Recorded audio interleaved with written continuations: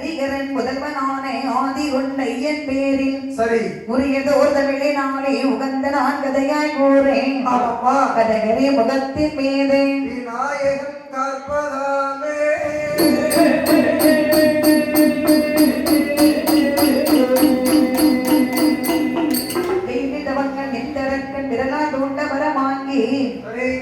சிவனாதனை விரட்டி பெருமாள் அருகே மகிழ்ந்து செல்ல தையல் வடிவாய் பெண் பேசம் கொண்டு சத்தியம் செய்து வரமளித்த தர்மசாஸ்தா ஐயன் கதை பாடு கணபதி கற்பதாமே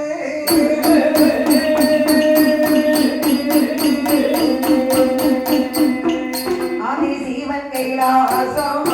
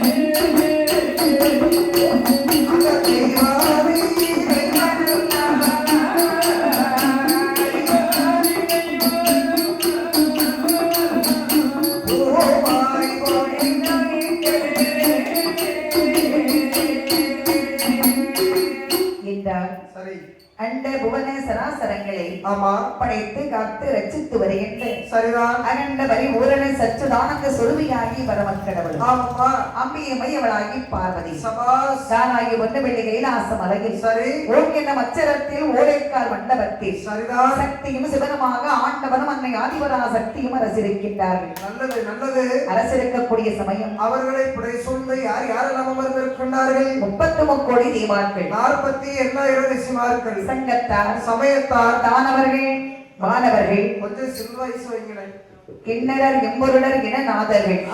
அது மட்டுமல்ல, மூத்த மகனாகிய யானை முகன், முன்னே கற்பூரங்கள் ஏந்து நிற்க கற்ற குரவள்ளி மணவாளன், கமல பூவள்ளி சொரிந்து நிற்கின்றார், மலையை திருப்பி அமர்கடைந்து மாலை ஒருபுறம் தொழுது நிற்க ஆண்டவனும் அம்மையும் ஆதிவெள்ளி கைலாச மலையிலே அரசிருக்கின்றார். அப்படி அமர்ந்திருக்கும் போது அங்கே பாதாள உலகத்தில் நடந்த ஒரு தர்க்கம். என்ன நடந்துச்சு? யார் யாருக்கெல்லாம் நடந்த பிரச்சனை? தேவான்களுக்கும் அசுரர்களுக்கும் நடந்த ஒரு சண்டை. தேவான்கள் ஒன்று கூடி பேசுறாங்க. அண்ணே தம்பி, அதாவது இந்த உலகத்தில் ஆண்டவன் சிவபெருமான் இருக்கின்றாரே, என்றைக்காவது அவருக்கு சாக்காரம் என்பது உண்டா? ஒரு நாளும் மரணம் என்பது வந்தது கிடையாது. ஆமா, அப்பேற்பட்ட சிவனுக்கு சாக்காலம் இல்லாமல் இருக்க சிவனையே வணங்கக்கூடிய நமக்கு மட்டும் ஏன் இறப்பு பிறப்பு வேண்டும் இந்த உலகத்தில்? அப்படின்னா என்ன செய்வது? எனக்கு ஒரு யோசனை. என்ன? ஆண்டவரை போல் இந்த உலகத்தில் நாமும் சாகாமல் உயிர் வாழ வேண்டும். ஆமா, அது எப்படிப்பா சாகாமல் உயிர் வாழ முடியும்? அதற்கு ஒரு வழி இருக்குப்பா. அதைகளிலே சென்று அமிர்தமானது கிடைத்தோமே, ஆனால் அது தேவ அமிர்தம் வந்து பிறக்கும். அந்த தேவ அமிர்தத்தை நாம் சாப்பிட்டால் ஆண்டவரை போல் நாமும் இந்த உலகத்தில் சாகாமல் உயிர் வாழலாம். சரி, ஆனால் ஒன்று, நாம் தேவான்கள் தனியாகவே சென்று அலைகளெல்லாம் அமிர்தம் அடைய முடியாது. ஆமா, அதற்கு பலம் படைத்தவர்கள் வேண்டும். பலம் படைத்தவர்கள் சாதாரண ஆளால முடியாது. பலம் படைத்தவர்கள் யார் இருக்கின்றார்கள்? அதாவது அசுர குலங்கள் இருக்கின்றார்கள். அவர்களை அழைத்து சென்றால் கண்டிப்பாகவே அமிர்தம் கிடைக்கலாம். சரி, அப்படி என்று தேவான்கள் ஒன்று கூடி பாதாள உலகத்தில் இருக்கக்கூடிய அசுரர்களை தேடி வருகின்றார்கள். அசுரர்களே, தேவாதி தேவர்களே, நலமாக இருக்கின்றீர்களா? எங்களுக்கு என்னையா குறை? இன்னைக்கு சிவராத்திரி விடிஞ்சா 12 மணிக்கு அப்புறம் சிவராத்திரி. ஆமா, அப்படின்னா இன்னைக்கு நல்ல சாப்பாடு, இன்னைக்கு நாங்க நல்லா இருக்கோம். நீங்க நல்லா இருக்கீங்களா? நல்லா இருக்கிறீங்க. என்ன குடிக்கிறதுக்கு தண்ணி இருந்தா வந்து போடுறீங்க. அதாவது அது உப்பு தண்ணியா இருக்கு. சாகாம இருக்க வேண்டுமே. ஆனா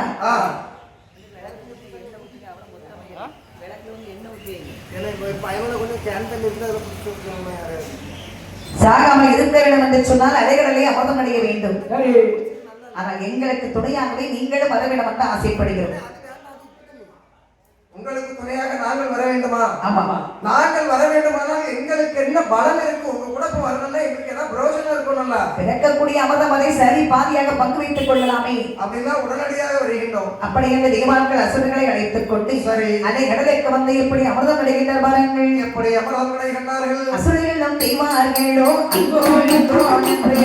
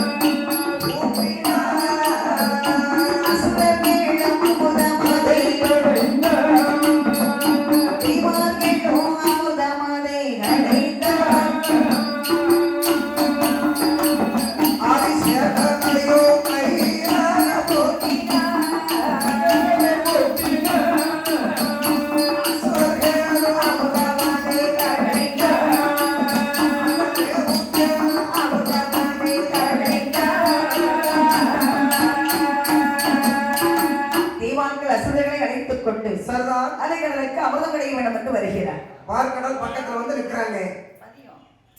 ஆப்பானால பதிவான செட்டிங் செட்டிங் ஆகையினால் அதுக்காக கூட முடியவரை இப்படி தட்டிட்டே இருக்க போறீங்களோ?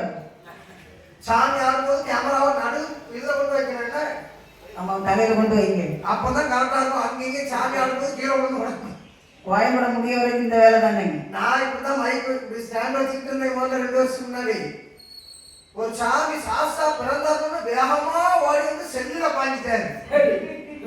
27,000 ரூபாய் செல்லு. கடைசியில இப்படி தட்டுனா கருப்பா தெரியுது செல்லுல, டிஸ்பிளே போயிட்டு.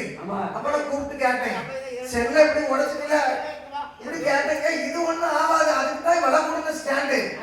நான் அந்த சாமிகிட்ட கேட்டேன். சாமி என்ன சொன்னாரு தெரியுமா? என்கிட்ட கேட்காதப்பா, சாமி கிட்ட போய் கேளுப்பான்னு. அதுக்கு தான் இப்ப விலை கொடுத்த ஸ்டாண்டு. இதை ஒரு ஆளே தள்ளி விட்டா விழாத. நான் வாங்குறது முழுத்த போற ஸ்டாண்ட் இல்ல. அதுக்காக நீங்க வேணும்னா தட்டி விடக்கூடாது. கவலைப்படாதீங்க, சாமி ஆடும்போது நாங்க எடுத்துருவோம். ஆகையினால் அழகாகவே தேவான்கள் அசுரர்களை அழைத்துக் கொண்டு அலைகளுக்கு வராங்க. வந்து எப்படி அமிர்தம் அடைகின்றார்கள்? பால் கடலை ஒரு தாலியாக வீச வைத்தார்கள். தாலியா? தாலினா தங்கத்துல செய்வாங்க அந்த தாலியா? ஆமா. யார் கழுத்துல கொண்டு கட்டினாங்க? பொண்டாட்டி கழுத்துல கொண்டு கட்டினாங்களா? ஆமா சொல்றேன். என் பொண்டாட்ட நான் என் பொண்டாட்டி கழுத்துல எந்த கவலை வேற எவனாலும் தாலி கட்ட முடியுமா? ஏன் நீ என்ன பாட்டு வந்துட்டா வீட்டுல ஒத்தையத்தனை இருக்க? அதுக்கு தானே கேமரா வச்சு விட்டு வந்திருக்கேன். நான் எப்படி போட்டாரு? வீட்டுல கேமரா செட் பண்ணிருக்கியா? பெட்ரூம்ல கேமரா வச்சுட்டு வந்திருக்கேன். நான் இல்லாத நேரம் வேற யாராவது வந்து சண்டை போட்ட விடாது பத்தியா? அதை ஏன் செல்லே கொஞ்சம் கனெக்ட் பண்ணி விடுடா. சும்மா இருக்க, நீங்க பார்த்துட்டு தலை சுத்திக்கிறோம் தெரியும். பாத்ரூம்ல வைக்க சொல்லியிருக்கேன். பாத்ரூம்லயா? ஆமா. வலிக்கு கீழே விழுந்துட்டா டைம் சொல்லிக்கி யார் பாக்குறது? கண்டிப்பா. ஆட்டால வலிக்கு விழுந்துட்டா அதை இப்ப வச்சு உலகத்துல எல்லாரும் பாக்குற மாதிரி எடிட் பண்ண சொல்லுது. அப்ப லைவ்ல போட்டு விட்டு லைவ் போட்டுருவோம். இந்த பாருங்க, தாலின்னா என்னது? அதாவது இந்த பையனி காய்ப்பாங்க பத்தியா தாச்சி, அதே மாதிரி இப்ப பருப்பு கடைனா கூட ஒரு பாத்திரம் வேணும் கண்டிப்பா. ஆகையினால அலைகடல் அமிர்தம் கடைன்னு சொன்னா அப்படியே அமிர்தம் கடைய முடியாது. அப்படி எந்த அலைகடலை ஒரு தாலின்னு சொன்னா ஒரு ஜாடியா வைக்கிறாங்க. அதை கடைவதற்கு மத்து வேண்டும் அல்லவா? மத்து இந்த காலத்துல யார் வீட்டுலமா மத்து இருக்கு? எங்க வீட்டுல இருந்துச்சுப்பா, போன வாரம் புரிஞ்சு போச்சு. எப்படி அடிச்சதுதான்? யாரும் புருஷன் அடிச்சது இல்லையா? அவரை 8 மாதத்திலே படுத்துக்கிட்டு பாவம். அந்த மனுஷன் நல்ல மனுஷன். பருப்பு கடையில வந்து யாரு வீட்டுமே கிடையாது. குக்கர்ல அள்ளி போட்டு அவிச்சா மாவா வச்சு போயிடும். ஆமா. ஆனா அதனால இப்ப மத்து வேணுமே. அலைகடலை தாடியாகவே சமைக்கும் போது அதை கடைவதற்கு அதற்கு தகுந்த மத்து வேணும்னு சொல்லி சித்தப்பா உங்க வீட்டுல மத்து இருக்கா? ஒரு மத்து இருந்துச்சு. அலைகடலை ஒரு தாடியாகவே சமைத்து மகாவீர மலையை கொண்டு ஒரு மத்தாகவே வைத்தார்கள். ஆமா, ஆதி சேடன் என்று சொல்லக்கூடிய பாம்பை அதை கயிறாக சமைத்து தேவாக்கள் ஒருபுறமாகவும் அசுரர்கள் மறுபுறமாகவும் நின்று இழுத்து அமிர்தம் கிடைத்தார்கள். சல்லா. அமிர்தம் கிடையும் போது என்ன பொருள் வந்து பிறக்கிறது பாருங்க. தேவாதி தேவக்கள் அருந்தக்கூடிய தேவாமிர்தம் வந்து பிறந்தது. யாருடைய கையில் கிடைத்தது? அசுரர்கள் கையில கிடைத்தது. அசுரர்கள் கையில் அமிர்தம் கிடைத்த உடனே தேவாக்களுக்கு பங்கு கொடுக்க மறுக்கிறாங்க. பார்த்தா தேவாக்களை அசுரர்களே என்னடா பிறந்திருக்கும் அமிர்தம் எங்களுக்கு சொந்தமானது. யாரிடத்திலே வந்து என்ன வார்த்தை பேசி அமிர்தத்தை உடம்ப கொடுத்து உழைச்சது நாங்கடா. ஏண்டா நீனும் உழைச்சா நாங்களும் உழைக்கிறோம். நீ மட்டும் இழுத்து அமிர்தம் கிடைக்க முடியுமாடா? நான் குனிச்சு நிமிந்து வேலை செஞ்சிருக்கேன்ல. இவெல்லாம் குனிஞ்சாலே எலும்ப மண்டான். நான் ஒண்ணு சொல்றேங்க, அப்படியே குனிஞ்சா கழுத மாதிரியே இருக்கும். அந்த பக்கம் நீ இழுத்தா இந்த பக்கம் நாங்களும் இழுக்கணும். நான் கொஞ்சம் ஸ்ட்ராங்கா இழுத்தேன். அதனால அதாவது இப்போ உங்களுக்கு அமிர்தத்துல பங்கு வேணுங்கிறீங்க. கொடுக்க முடியாது, என்ன பண்ணுவான்? கொடுக்க முடியாதுன்னு சொல்ல முடியாது. ஏன்னா அமிர்தம் எங்களுக்கு சொந்தமானது. உங்களை அமிர்தம் கடை அழைத்தது யாரடா? நீங்கதான். நாங்க தானே. ஆமா. எங்கள் பேர் என்ன? தேவாதி தேவக்கள். அமிர்தத்தின் பேர் என்ன? தேவா அமிர்தம். அப்ப யாருக்கு சொந்தம்? உங்களுக்கு தான் சொந்தம். அப்புறம் ஏன் சண்டை? மரியாதை சொல்றேன், சண்டை வேண்டாம், அமிர்தத்தை எங்க கையில கொடு. முடியாது முடியாது முடியாது. கொடுக்கிற சம்மதமா? உனக்கு சம்மதமா?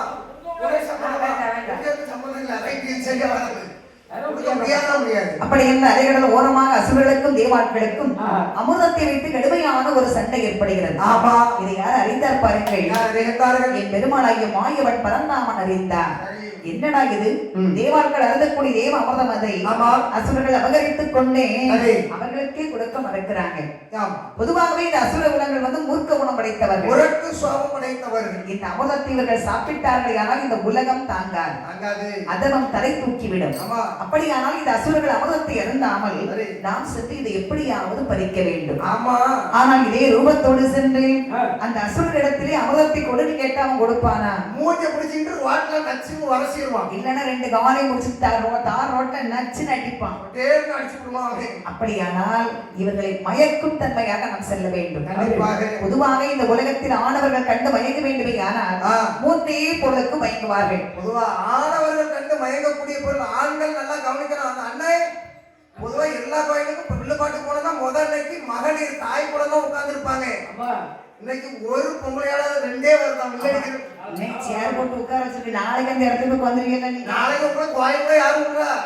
நாமளே எல்லாம் வெளியே தான் இருக்கணும். பெண்கள் தான் ஃபுல்லா உள்ள உட்கார்ந்து இருப்பாங்க. ஆமா, அதனால ஆண்கள் கண்டு மயங்கக்கூடிய பொருள் மூன்றே பொருள். அது என்ன பொருள்? ஆனா பாரு, எல்லா ஆடவர்களுக்கும் மூன்று பொருளும் தேவைப்படாது. சரி, ஒரு பொருள் போது ஒரு ஆடவர்கள் மயங்கி விடுறதுக்கு. அதேமா அப்படி சொல்றீங்க. என்னன்னா, ஒன்று மது, ஒன்று சூது, ஒன்று மாது.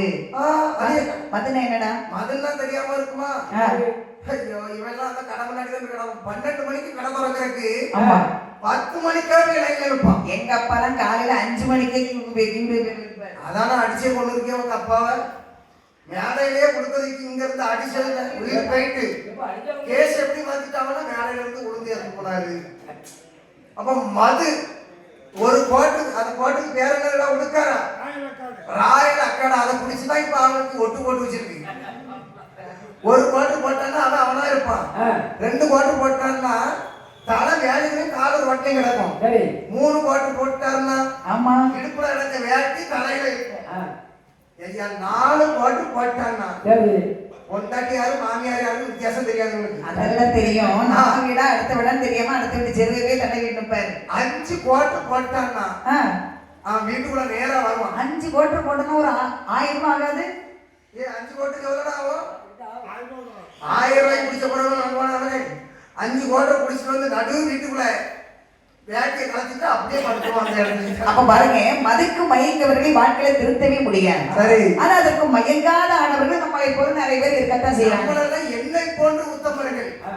இப்போ நீங்க பெண்கள் நீங்க குடிக்க மாட்டேன் நீங்க ஒரு சிலருக்கு சொல்லலாம். பெண்கள் குடிப்பாங்க நான் சொல்லுவேன். எப்படி? என்னடா எங்க பிள்ளைல இருந்துட்டு பொம்பளை எல்லாம் குறை சொல்றான்னு நினைக்க கூடாது. கள்ளக்குறிச்சியில கள்ளச்சாராயத்துல 60 பேர் குடிச்சு செத்தாவல்லாம். ஆமா. அதுல 5 பொம்பளைகள். 5 பொம்பளைகளும் கள்ளச்சாராயம் தெரிஞ்சவளா குடிச்சாங்க. யார? லைத்தவலியில வாமத்தர் நினைச்சு நல்லா குடிச்சிய வாமத்தரன்னு. புருஷன்ட்ட கண்ணை போட்டு கள்ளச்சாராயத்தை குடிச்சிட்டு செத்து போனவ. அப்ப அந்த குடிக்காதவங்க எண்ணெய மாதிரி உத்தமர்கள். நாங்க கோட்பாட்டுல கண்டன குட்டிக்கார நடிச்சு இந்த ரெக்கார்டு ஓடி வந்துடும். உண்மைதான் என்ன கை தட்டாரு அப்படி எந்த ஜாமீனாலும் சத்தியம் பண்ணுவேன். அப்போ மதுக்கு மயங்கியவர்களை வாழ்க்கையில திருத்தவே முடியாது. அதுக்கு மயங்காத ஆளுநர்கள் இருக்கத்தான் செய்யறாங்க. அடுத்தது சூது. சூதுன்னு சொன்னா சீட்டாட்டம். இந்த சீட்டாட்டத்துக்கு மயங்கிட்டாங்க வச்சுக்கீங்க. வீட்டை வித்துவாங்க, மாட்டை வித்துவாங்க, மனையை வித்துவாங்க, கெட்டின பொண்டாட்டிய வச்சு சீட்டாடலாம் ஆடி முடிச்சிருவாங்க. பாண்டவர்கள் 5 பேர்கள் தர்மலந்து பாஞ்சாலியை வச்சு சூதாடினாரு. நாடிலிருந்து நகரமிலிருந்து போனார்கள். ஆகையினால் அந்த சூதாட்டங்கிறது மோசமான விளையாட்டு. இந்த விளையாட்டுக்கு இந்த காலத்துல ஜங்கிலி ரம்மின்னு கொண்டு வந்திருக்காங்க இந்த சோசியல் மீடியால. அமெரிக்கால ஒரு பையன் இந்த ஜங்கிலி ரம்மி விளையாண்டு கிட்டத்தட்ட 3 லட்சம் ரூபாய் இழந்திருக்கான். இழந்துட்டு அவன் வீடியோ போட்டு என்ன எப்படி தூக்கு போட்டிருக்கான்னா, நான் இப்படி கேம் விளையாண்டு எல்லாத்தையும் இழந்துட்டேன், நான் தூக்கு போட்டு இறந்து போறேன், என் சாவுக்கு யாரும் காரணம் கொடுக்கடிக்கிற அன்பழகன் தான் காரணம் வீடியோ போட்டு சரி. அப்ப இந்த விளையாட்டு எவ்வளவு மோகத்தை உண்டாக்குதுன்னு பாருங்க. அப்போ சூதுக்கு மயங்கியவர்களை வாழ்க்கையை திருத்த முடியாது. ஆனா அதற்கு மயங்காத ஆடவர்கள் நிறைய பேர் இந்த உலகத்தில் இருக்கத்தான் செய்யறாங்க. ஆமா. அடுத்தது மாதை. மாதை என சொல்லக்கூடிய மங்கை. மங்கைக்கு மயங்காத ஆடவர்கள் இந்த உலகத்திலே உண்டு. சுடிதார கண்டா சுருண்டு விழுந்துடுறான். நைட்டிய கண்டா நட்டமா இருக்கான். தாவணியை கண்டா தாவி தாவி குதிக்கிறான். உடுக்கார அன்னைக்கு ஒரு உடம்புல எசக்கம் கோயிலுக்கு சாலை கட்டி கும்பிட்டு வச்சிருக்கு. அது பொம்பளையால் நினைச்சிட்டு அந்த உடம்புட்டு போய் அக்கா நம்பர் இருந்தா தாங்க கேட்டான். அக்கா நாளை கூட்டாமே. அவன் இன்னைக்கு அக்கான்னு கூப்பிட்டாங்க, நாளைக்கு எப்படி கூப்பிடுவான்? எப்படி? முதல்ல அக்காம்மா, பிறகு ஏம்மாம்மா, பிறகு ஏழாம்மா, பிறகு ஏட்டியம்மா, பிறகு ஏட்டிங்க வாம்மா, பிறகு வீட்டுக்கு வாம்மா, பிறகு தோட்டத்துக்கு வாம்மா, பிறகு வயசுலவெல்லாம் பார்த்தேம்மா. அவன் எங்க சுத்தி எங்க வளர்ச்சி கொண்டு வருவான்னு எனக்கு மட்டும் தான் தெரியும். அப்படி என்றால் மது, அதாவது மாதுக்கு மயங்காத ஆடவர்கள் இந்த உலகத்துல இருக்கவே முடியாது. ஒரு பெண்ணை ஒரு ஆணுக்கு கண்டிப்பா பிடிக்கணும். ஆணுக்கு பெண்ணை பிடிக்கலன்னா ஆம்பளையா இருக்க முடியாது. அதனால கண்டிப்பா ஒரு சிலவனுக்கு ஒரு பெண்ணை பிடிக்கும், ஒரு சிலவனுக்கு பாக்குற பிள்ளைகள்லாம் பிடிக்கும். அதனால அந்த பெண்களை கண்டு மயங்காத ஆடவர்கள் யாரும் கிடையாது. அப்படியெல்லாம் நாமும் அழகான ஒரு பெண்ணாகவே சமைத்து சென்றமையானால் அந்த அசுரர்களை மயக்கி அமர்தமதை அபகரித்து விடலாம். சரி. அப்படி இந்த என் பெருமாள் இப்படி ஒரு ஓலம் கொள்கிறார் பாருங்கள். இப்படி கோலம் எடுக்கின்றார். ஒரு மோகினி போல் மடி வந்தார் மண்ணிலே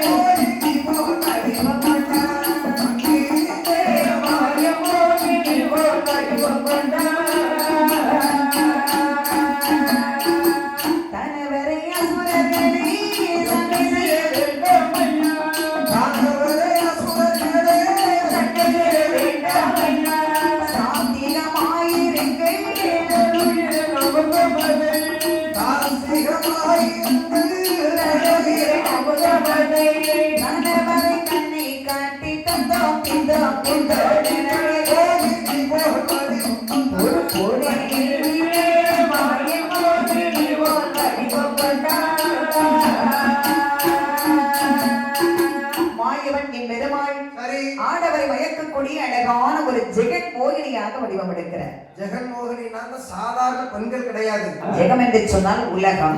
இந்த உலகமே பார்த்து வியக்கும் தன்மையாக ஒரு சில பெண்களை பாரு, ஒரு ஆடவருக்கு பிடிக்கும், இன்னொரு ஆடவருக்கு பிடிக்காது. ஒரு பெண்ணை பார்த்துட்டு ஒருத்தன் பேயமான இருக்குன்னு பெயருவான். அதே பெண்ணை அடுத்த மாசம் இன்னொரு மாப்பிள்ள தாலி கட்டுவார். அப்ப அந்த பெண்ணுக்கு யாரும் நல்லா இருக்கு, இவனுக்கு யாரும் தெரியல அப்படின்னு கிடையாது. அவருக்கு அந்த பெண்ணை ரொம்ப பிடிக்குது. கண்டிப்பா கண்டிப்பா கண்டிப்பா பிடிக்கிறதா. ஏன்னா எவ்வளவுதான் அழகோட ஒரு பெண்ணை கொண்டு நினைச்சாலும் மனசுக்கு பிடிக்கணும்.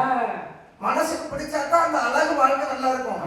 இவன் அப்படி இல்லை, யாரை வந்து காமிக்க பிடிச்சிருக்கான்னு பிடிச்சிருக்கா பிடிப்பாங்க. இருக்க மாட்டேன் இப்படி. ஐயா 90 வயசுல இந்த கடந்த ஊருக்காரங்க தான் தெரியாம எப்படிப்பட்ட எண்ணு. இப்பவும் அவன் என் கிட்ட எப்படி காத்துக்கார பத்தியா உள்ள வந்து காலம் போன பழகி கொஞ்சம் பின்னாடி நவுட்டு சொல்லுங்க பாட்டை எண்ணி மழைக்கு பிடிக்கிறதா பாட்டை ஆகையினால் ஆண்டவரை மயக்கக்கூடிய சொன்னா ஜெகன் மோகினா இந்த உலகமே பார்த்து வியங்கும் தன்மையாக மாயவன் பெண்ணாக வரும்போது பார்த்து பிடிக்காத ஒரு ஆண்களே இருக்க முடியாது அவ்வளவு ஒரு அழகு எல்லாரும் பார்த்துட்டு இப்படி ஒரு பெண்ணா ஆமா எத்தனை அழகு கோடி மலர் கொட்டி அழகு அப்படின்னு வர்ணிக்கிறாங்க எல்லாரும் அதெல்லாம பாரு பெண்கள் வந்து அழகாக இருந்தா மட்டும் போதாது கொஞ்சம் நகை போட்டாதான் அந்த பெண்களுக்கு மேலும் ஒரு அழகு கண்டிப்பா ஒப்பில்லாத பெண்ணுக்கு ஒப்பில்லை ஆள் பாதி ஆடை பாதின்னு சொல்லுவாங்க ஆமா அப்படின்னா நகை போட்டாம இருக்கலாமா அப்படி என்ன மாயவன் எப்படி தங்க நகைகளை போட்டுகிறார் பாருங்க போட்டுகின்றார் தங்கத்தை நான் செய்த மணி தாழ்வடம் மணி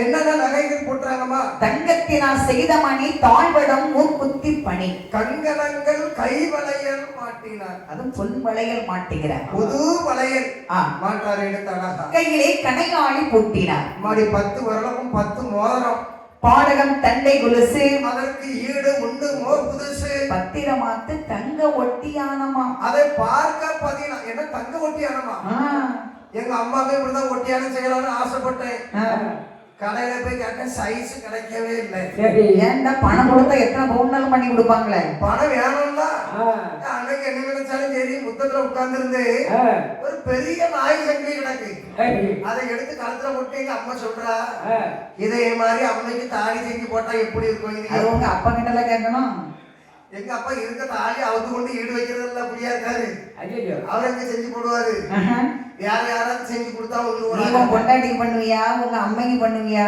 என் பொண்டாட்டிக்கு தாலி நான் எப்படி போடுவோம் தெரியுமா கழுத்துல இருந்து கீழே கிடந்து இழுத்துட்டு கிடக்கணும் காலில் அப்படிதான் நீளமா போடுவேனா லான் செயின் மாதிரி போட்டு விட்டு போக வேண்டியதானே தாலி செயின் அதாவது புளிய விட்டு கீழே இறங்க கூடாது சுமார் வசதியும் வெளியே காட்டாம ஆகையினால் அழகாகவே மாயவன் தங்க நகை போட்டி அசுரர்களும் தேவான்களும் சண்டையிட்டுக் கொண்டிருக்கும் இடத்தை நோக்கி வருகிறார் இதை பார்த்தாலும் இந்த அசுர குலங்கள் அண்ணே அங்க எட்டி பாருங்க தம்பி தூரத்துல இருந்து ஒரு பெண் வருகின்றாளே ஆமா அவள் யாரை பார்த்து வருகின்றாள் தெரியுமா என்ன என்னை பார்த்து வருகின்றாள் ஆமா உன் அழகுல பார்த்து வந்துட்டாலும் என் அழகுலையும் என் கலர்லயும் என் ஸ்டைல்லையும் என் உடம்பு அம்சத்தை பார்த்து வந்துட்டு இருக்கா பாரு அந்த பெண்ணானவள் என்னையே பார்த்து என்னை பார்த்து சிரிக்கிற பாருடா அவளுக்கு தெத்து பல்லு பார்த்தவன சிரிச்ச மாதிரி இருக்கு அவ யாரை பார்த்து வர்றா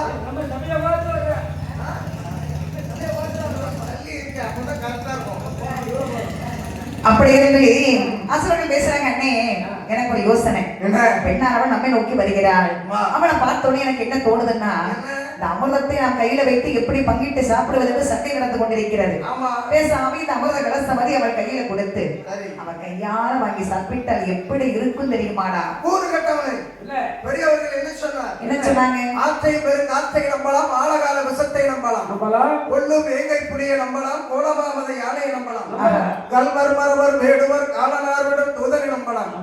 ஆனால் முகமினிக்கு உடல் குளிக்கு வரக்கூடிய 16 முழம் சேலை கட்டி வரக்கூடிய பெண்ணை நம்பினார். சாப்பாட்டுக்கு நம்மெல்லாம் ஆவரை குழம்பு பஸ் ஸ்டாண்ட்ல உட்கார்ந்து தந்தனா பாட்டு பாட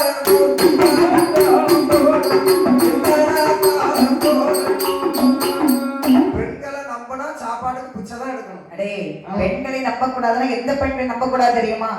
முகம் இணைக்கு உடல் குலுக்கி செயல் அகற்றும் மாதரை நம்ப கூடாது. சேலை கட்டும் பெண்கள் எங்களை நம்பலாம். அது என்ன செயல் அகற்றும் மாதர்? அதுதான் அந்த தாசி பெண்கள் சொல்லுவாங்கல்லடா. ஓ, தாசி பெண் எங்க பாட்டி கூட சேர்ந்தவங்க. எங்க பாட்டி 36 வருஷமா தொழில இருந்தாங்க. இப்ப கவர்மெண்ட்ல இருந்து கையெழுத்து வாங்கிட்டு அனுப்பி விட்டாங்க. எந்த வேலை செய்யக்கூடாது. ஆனா இப்ப டெய்லி வீட்டுல வச்சு 3 பேர் காலைல மத்தியானம் நைட்டு கையெழுத்து வாங்கிட்டு போவாங்க. கையெழுத்து வாங்கிட்டு போவாங்களா? தாசில்தார் இல்ல.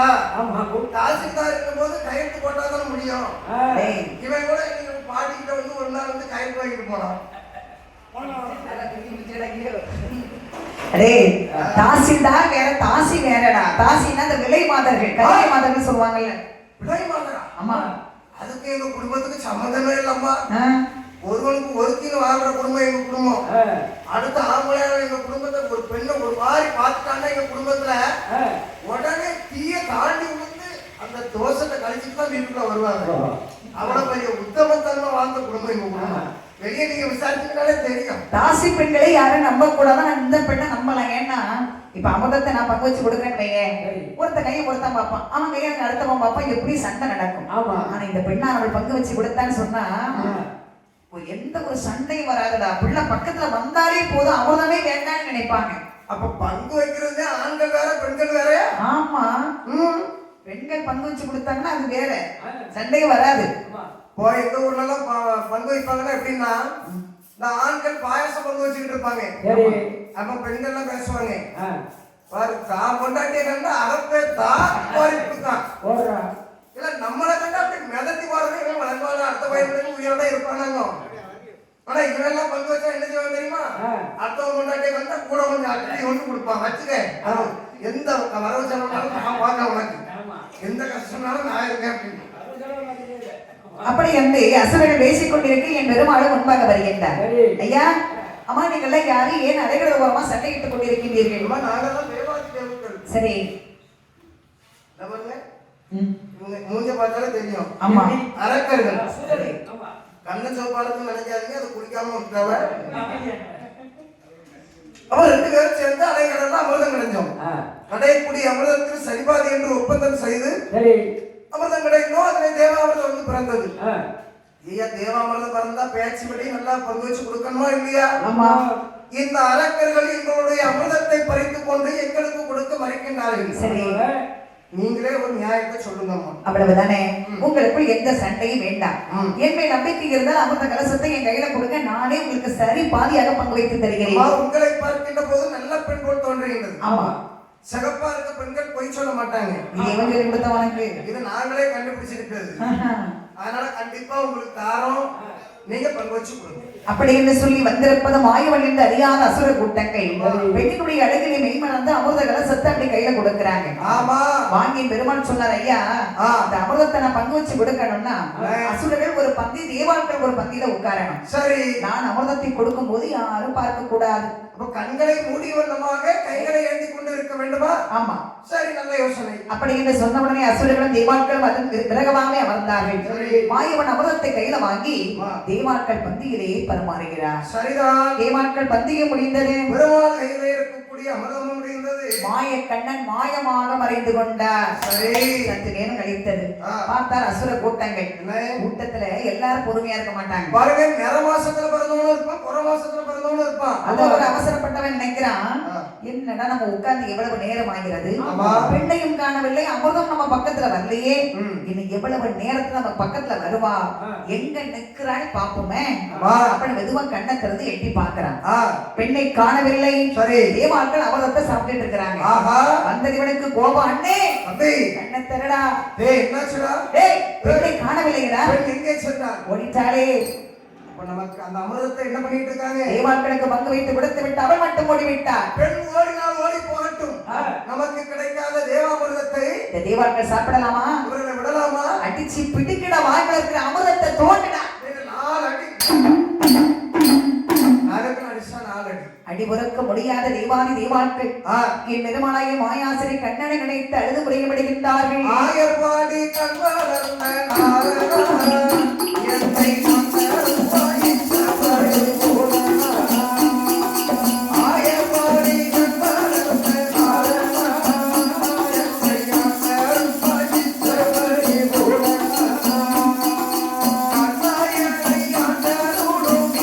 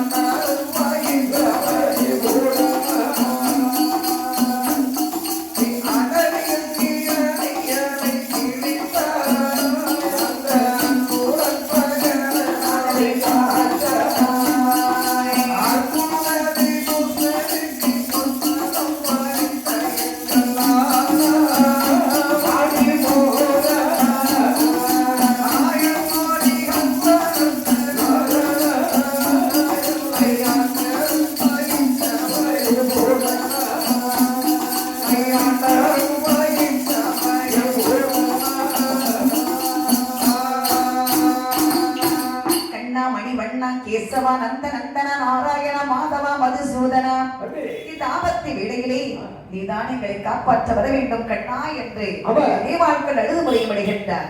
அறிந்தார் என் பெருமாள், இப்பேற்பட்ட அசுர கூட்டங்களை இந்த உலகத்தில் விட்டு வைக்கலாமா? அப்படி என்று தன்னுடைய கையில் இருந்த சக்கராயுதமானதை அசுரர்கள் பேரிலே சுழட்டி வீசுகின்றார். மாயவன் சுழட்டி வீசக்கூடிய சக்கராயுதமானது பாதாள உலகத்திலே இருக்கக்கூடிய அரக்கர்கள் தலையெடுத்தும் அலைபோல் குவித்தது. தலையெடுத்து வரக்கூடிய சமயம் அங்கே பிரம்மகண்ணி என்று சொல்லக்கூடிய பெண்ணானவள் அவள் கர்ப்பமாய் இருக்கிறார். சரி, மாயவன் கண்ணனுடைய சக்கராயுதம் தலையெடுத்து வரும்போது அதை பார்த்து இவள் கரம் எடுத்து வணங்கினாள். உடனே பார்த்தார்கள், கையெடுத்து கும்பிட்டவரை கலகம் செய்யக்கூடாது என்று சொல்லுக்கிணங்கே இந்த மாயவனுடைய சக்கராயுதம் பெண்ணை மட்டும் கொல்லாமல் விட்டு சென்றது. அப்போது இந்த பெண்ணானவள் கர்ப்பமாக இருந்தவள் எப்படி இருக்கிறார் பாருங்கள். எப்படி இருக்கின்றார்? மாதத்திலே மாதத்திலே ஓலை புனிதமானாள். இரண்டான மாதத்திலே எல்லோரை சீக்கிரமானாள். முத்தானே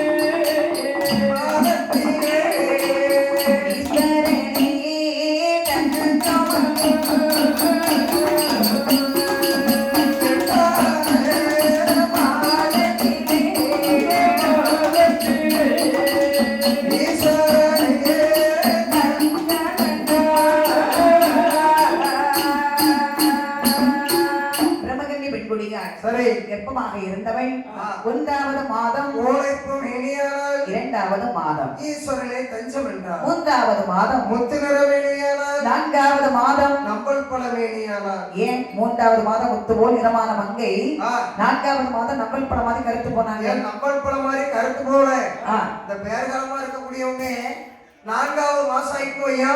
ஆமா. இந்த நம்பல் பழம் கருப்பா இருந்தாலும் ஒரு மினுப்புணுப்பு இருக்கும், பளபளப்பா ஒரு பளபளன்னு இருக்கும். அதே மாதிரி இந்த பெண்கள் 3வது 4வது மாசத்துல பாருங்க அப்படி ஒரு பளபளப்பா கொடுப்பாங்க. உனக்கு சந்தேகமா இருந்துச்சுன்னா விருப்பமா இருக்கக்கூடிய பெண்களுக்கு கேளு, உங்களுக்கு எத்தனை மாசம்?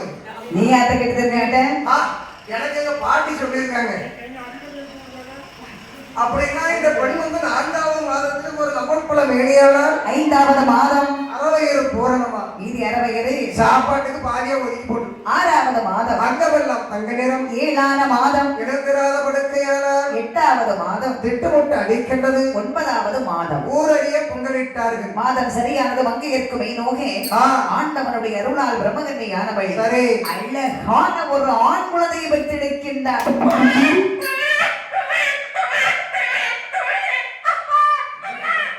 ஏண்டா, ஆம்பளை பிள்ளை பிறந்துச்சுன்னு சொன்னேன். ஆம்பளை நாய்க்குட்டி சத்தம் போட்டுட்டு இருக்கு. ஏய் இது ஆம்பளை பிள்ளை சத்தம் தான். அப்படியா? நெல்லு நெல்லு பிள்ளை குரல் மாதிரி கேக்குதா?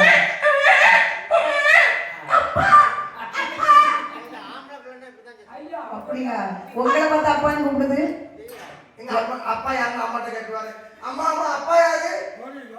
யோசனை ஒரு யோசனை பண்ணி வாயில சொல்லு. நிறைய பேர் இருக்காங்கல்ல, யோசனை பண்ணி சொல்லுவாங்க. யோசனை பண்ணி சொல்றாங்க. உன் கரல்ல யார் இருக்கான்னு பாரு, அதான் உங்க அப்பா.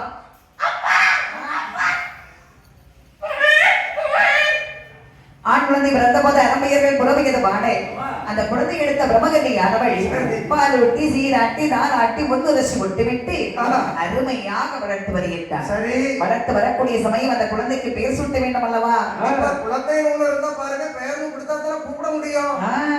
அதனால பேர் கொடுக்கணும்னு யோசிக்கிறான். அந்த காலத்துல குழந்தைக்கு பேர் வச்சாங்கன்னா எப்படி வைப்பாங்க தெரியுமாடா? அதாவது முன்னோர்கள் பெயர் அந்த குழந்தைகளுக்கு அழகா வைப்பாங்க. யாரு முன்னாடி உட்கார்ந்து பேரையா? முன்னாடி உட்கார்ந்து இருக்கும் பேர்ல முன்னோர்கள் என்றால் தாத்தா பாட்டி பூட்டை மூட்டி மறைந்தவர்கள் பெயர் மறைந்து விடக் கூடாதுன்னு அந்த பேரை அழகா வைப்பாங்க. சரி சரி சரி. இல்லன்னா குல தெய்வத்தின் பெயர். எல்லாருக்கும் ஒரு குலதெய்வம் வச்சிருப்பாங்க. முத்தாரம்மன் கோயில்ல சொடல கோயில் எல்லாருமே குலதெய்வமா வச்சு கும்பிடுறாங்க. இந்த குடும்பத்துல பிறக்கக்கூடிய குழந்தைக்கு நம்ம சுவாமி எத்தனையோ சுவாமி உள்ள கழுவடி மாடல், கருவலை கத்த பெருமாள், கல்மாடை, இசைக்கம்மன், பேச்சியம்மன், இப்படி ஒவ்வொரு சுவாமி குருசுவாமி, எல்லாத்துக்கும் குருவா இருக்கவர் தான் குருசாமி.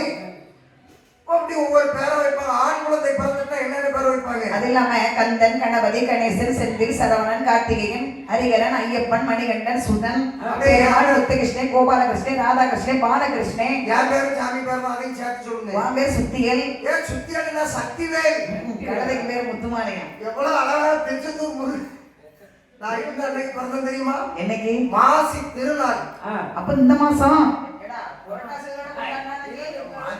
நல்ல பேர் இருக்கான்னு பார்த்தா புரட்டாசியில பிறந்த நாள் பைசாவை பிரிச்சுட்டு அடுத்த மாசி மாசம் பிறந்த நாளா? நம்ம நினைக்கிற அன்னைக்கு தானே பிறந்த நாள். எங்க அம்மாட்டே அம்மா பிறந்த நாள் என்னையும் கேட்க ஒரு நாள், ஐயா இந்த வசதி வாடி போனாலாமா அந்த அன்னைக்கு நான் பிறந்தேன் அப்படின்னு. அதை போய் அங்கே கேட்டா அவன் என்னைக்கு நான் வாழ்றேன்னு எனக்கு தெரியல அப்படிங்கிறான்.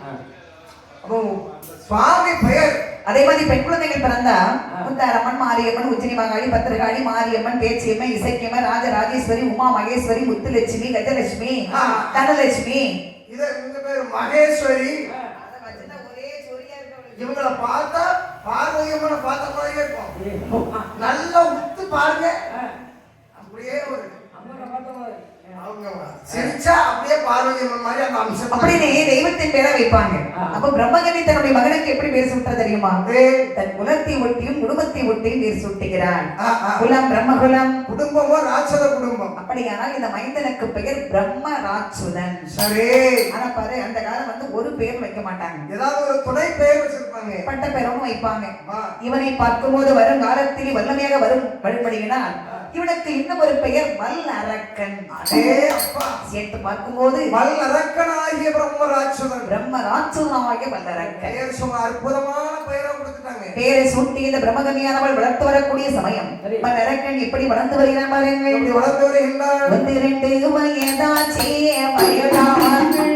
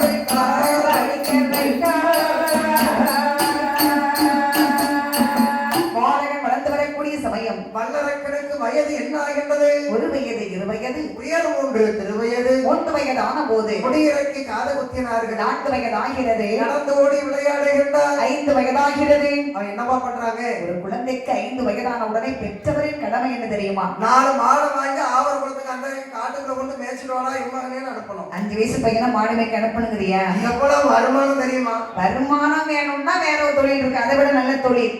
மாடு மேய்க்கிறது கூட நல்ல தொழிலா? ஆமாடா. அது என்ன தொழில்? நீ அந்த கருவாட்டி வியாபாரம் பண்றதுக்கு அழகா அந்த வேலை பார்க்கலாம். சும்மா இந்த நாத்தம் முடிச்ச கருவாட்டை வீட்டுக்குள்ள கொண்டு போட்டுக்கிட்டு எவ்வளவு பக்கத்துல மேடையில இருக்க முடியாத நாத்தம் எவ்வளவு நட்டத்துல ஓடுது தெரியுமா? எங்க சாமி வந்துட்டு ஓடுறாரு தெரியல. மகாராஷ்டிராவுக்கு திடீர்னு பெங்களூருக்குலாம் கருவாடு பார்சல் அனுப்புறேன். 4 நாள் தாண்டி தான் போகுது. அங்க போய் போன் போட்டா போன் எடுக்க மாட்டேங்கிறாங்க. திருப்பி கருவாடு 4 நாள் கழிச்சு இங்க வருது. திறந்து பார்த்தா உள்ள புழு வச்சிருக்குது. தூக்கி தூரம் போட்டுனா காசு திருப்பி கொடுக்க வேண்டியிருக்கு. ஒரு பொம்பளை கிட்ட வார்த்தை என்ன போன் போட்டு ஏசி. அதனால நான் சொல்றேன் கேளு, இதெல்லாம் விட்டுட்டு மாடு மேய்க்கிறத விட கருவாட்டு பிசினஸ் விட ஒரு நல்ல தொழில் இருக்குது. வாரம் 10,000 ரூபாயாவது கிடைக்கும். அது உனக்கு 1 லட்சம் கிடைக்கும்டா. ஒரு 48 நாள்ல 1 லட்சம் கிடைக்கும். கருவாடத்துக்கு தூர எரிஞ்சிருக்க ரோட்ல. அதாவது ஒரு பண்ணி இருக்கு, ஒரு ஆம்பளை பண்ணி சாக்கடை பண்ணி இருக்கு. சரி, 3 பொட்டை பண்ணி வாங்கி விடு. 48 நாளைக்கு 40 நாளைக்கு 48 குட்டி போடுமா. கரெக்டா சொல்லுவாரு.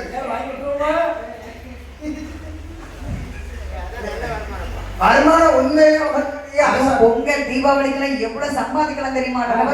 கோழி போகுது பத்தியா, நாளைக்கு ஞாயிற்றுக்கிழமைக்கு போகுது. அதை விட அந்த பண்ணி அனுப்பி விட்டோம்னு வச்சுக்க. என்னை பார்த்தா பண்ணி மாதிரியா இருக்கு. பார்த்தா அப்படியே தெரியுதா? அசல் பண்ணி மாதிரியே இருக்கா? நீங்க சொல்லுங்க பாப்போம். சொல்லிடுவாடா, அதெல்லாம் சொல்லுவான். பண்ணி மாதிரியே நான் சாமியாடுறாங்க பாத்துக்கிடுங்க. நான் வாய வச்சு சொன்னா படிக்கும். வாய வச்சா எல்லா சாமியும் வாய பாத்துக்கிடுங்க. இவன்ட்டெல்லாம் சொன்னேன், இனிமே உன்கிட்ட திராட்சை பழம் வாங்கி கேட்டா கேளு, செருப்பால அடிப்பேன். 3 மாசம் குப்புறப்படுத்தவே மறந்து படுக்க கூடாதுட்டாங்க.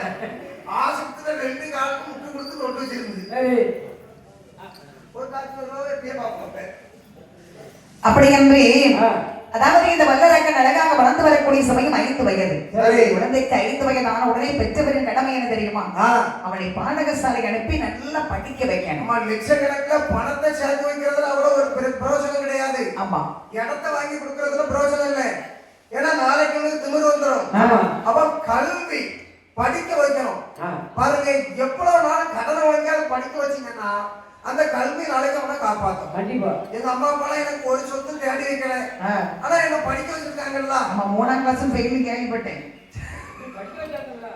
அதாவது கல்வி எப்படிப்பட்டதுன்னா காற்றால் கரையாதது, நீரால் நனையாதது, ஆமா. நெருப்பால் வேகாதது, ஆ. அள்ள அள்ள குறையாத செல்வம் கல்வி செல்வம் மட்டும்தான். கண்டிப்பா கண்டிப்பா. இப்போ பணம் இருக்கிறது, என்கிட்ட 1,00,000 பணம் இருக்குது, ஆ. நீ 50,000 வாங்கிக்கிட்டேன்னு வச்சுக்கேன், ஆ. என்கிட்ட 50,000 குறையும், அப்புறம் நான் உழைச்சு சம்பாதிக்கணும். கண்டிப்பா கண்டிப்பா. வீரமும் அப்படித்தான். ஆ. ஒரு வயது வரதான் அந்த வீரம் நம்ம கூட இருக்கும். ஆமா. வயது போக போக போக அந்த வீரம் தன்னால் வங்கி போகும். ஆமா, ஒரு வயசு வரதான் அழகு இருக்கும். அழகு எடுத்துக்கிடுங்க, 30 வயசு 35 வயசு வரதான் அந்த அழகு இருக்கும். ஆமா.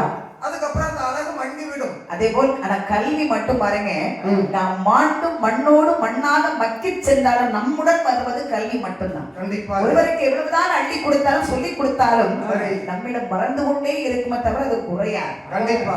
ஆகினால் பிள்ளைகளுக்கு 5 வயதான அந்த காலத்து 5 வயசு, அது பள்ளிக்கூடம் அழைத்து சென்னா டீச்சர் சொல்லுவாங்க, ஏய் கையெடுத்து காதை தொடுடா. என்ன சொன்னீங்க? கையெடுத்து காதை தொடு. இப்படி ஒரு வாய்ப்பு கிடைக்குமானோ? கொஞ்சம் பக்கத்துல வாங்க. ஏன் காதை தொடுறேன். காதுல நடக்க 2.5 மணி ஆகுமா? இவன் அப்படிதான் பள்ளிக்கூடத்துக்கு போய் டீச்சர் காதை தொட, இவன் காதை தொட சொல்லியிருக்காவ. இது தெரியாம டீச்சர் காதை போய் தொட்டுக்கிட்டு இருந்திருக்கான். அன்னையோட டீச்சர் எட்டிட்டு மிதிச்சுட்டாவ. அப்போ அதாவது அந்த காலத்துல 5 வயசு ஆனாலும் காதை தொடரும் கை, அப்பதான் உள்ள விடுவாங்க, இல்லன்னா அடுத்த வருஷம் கூட்டிட்டு வாமானிருவாங்க. ஆமா ஆமா. ஆனா இந்த காலம் அப்படி இல்ல, 2.5 வயசு தான் பிறக்கணும். வயிற்றுக்குள்ள இருக்கும் போதே அட்மிஷன் போடுறான். நீ மாசமா இருக்கீங்களா? எத்தனாவது மாசம்? 7. பிள்ளை பிறந்து 1.5 வருஷத்துல எங்க ஸ்கூல்ல தான் அட்மிஷன் போடணும். 1.5 வயசு பிள்ளைக்கு கம்மி தான் அட்மிஷன், 75,000 ரூபாய் தான். பிள்ளைய நீங்க ரெடி பண்ணி விட்டுருங்க, வாசல்ல வந்து ஏற்றிட்டு போயிருவோம், வாசல்ல வந்து இறக்கி விட்டுருவோம். அப்போது 5 வயது ஆனபோது பிரம்மகன்னியானவள் தன் மகனை பார்த்து சொல்லுகின்றாள், மகனை வல்லரக்கா, உனக்கு வயது 5 ஆகி விட்டதடா. நீ என்ன செய்யணும் தெரியுமா? பள்ளியில் சென்றே படித்தே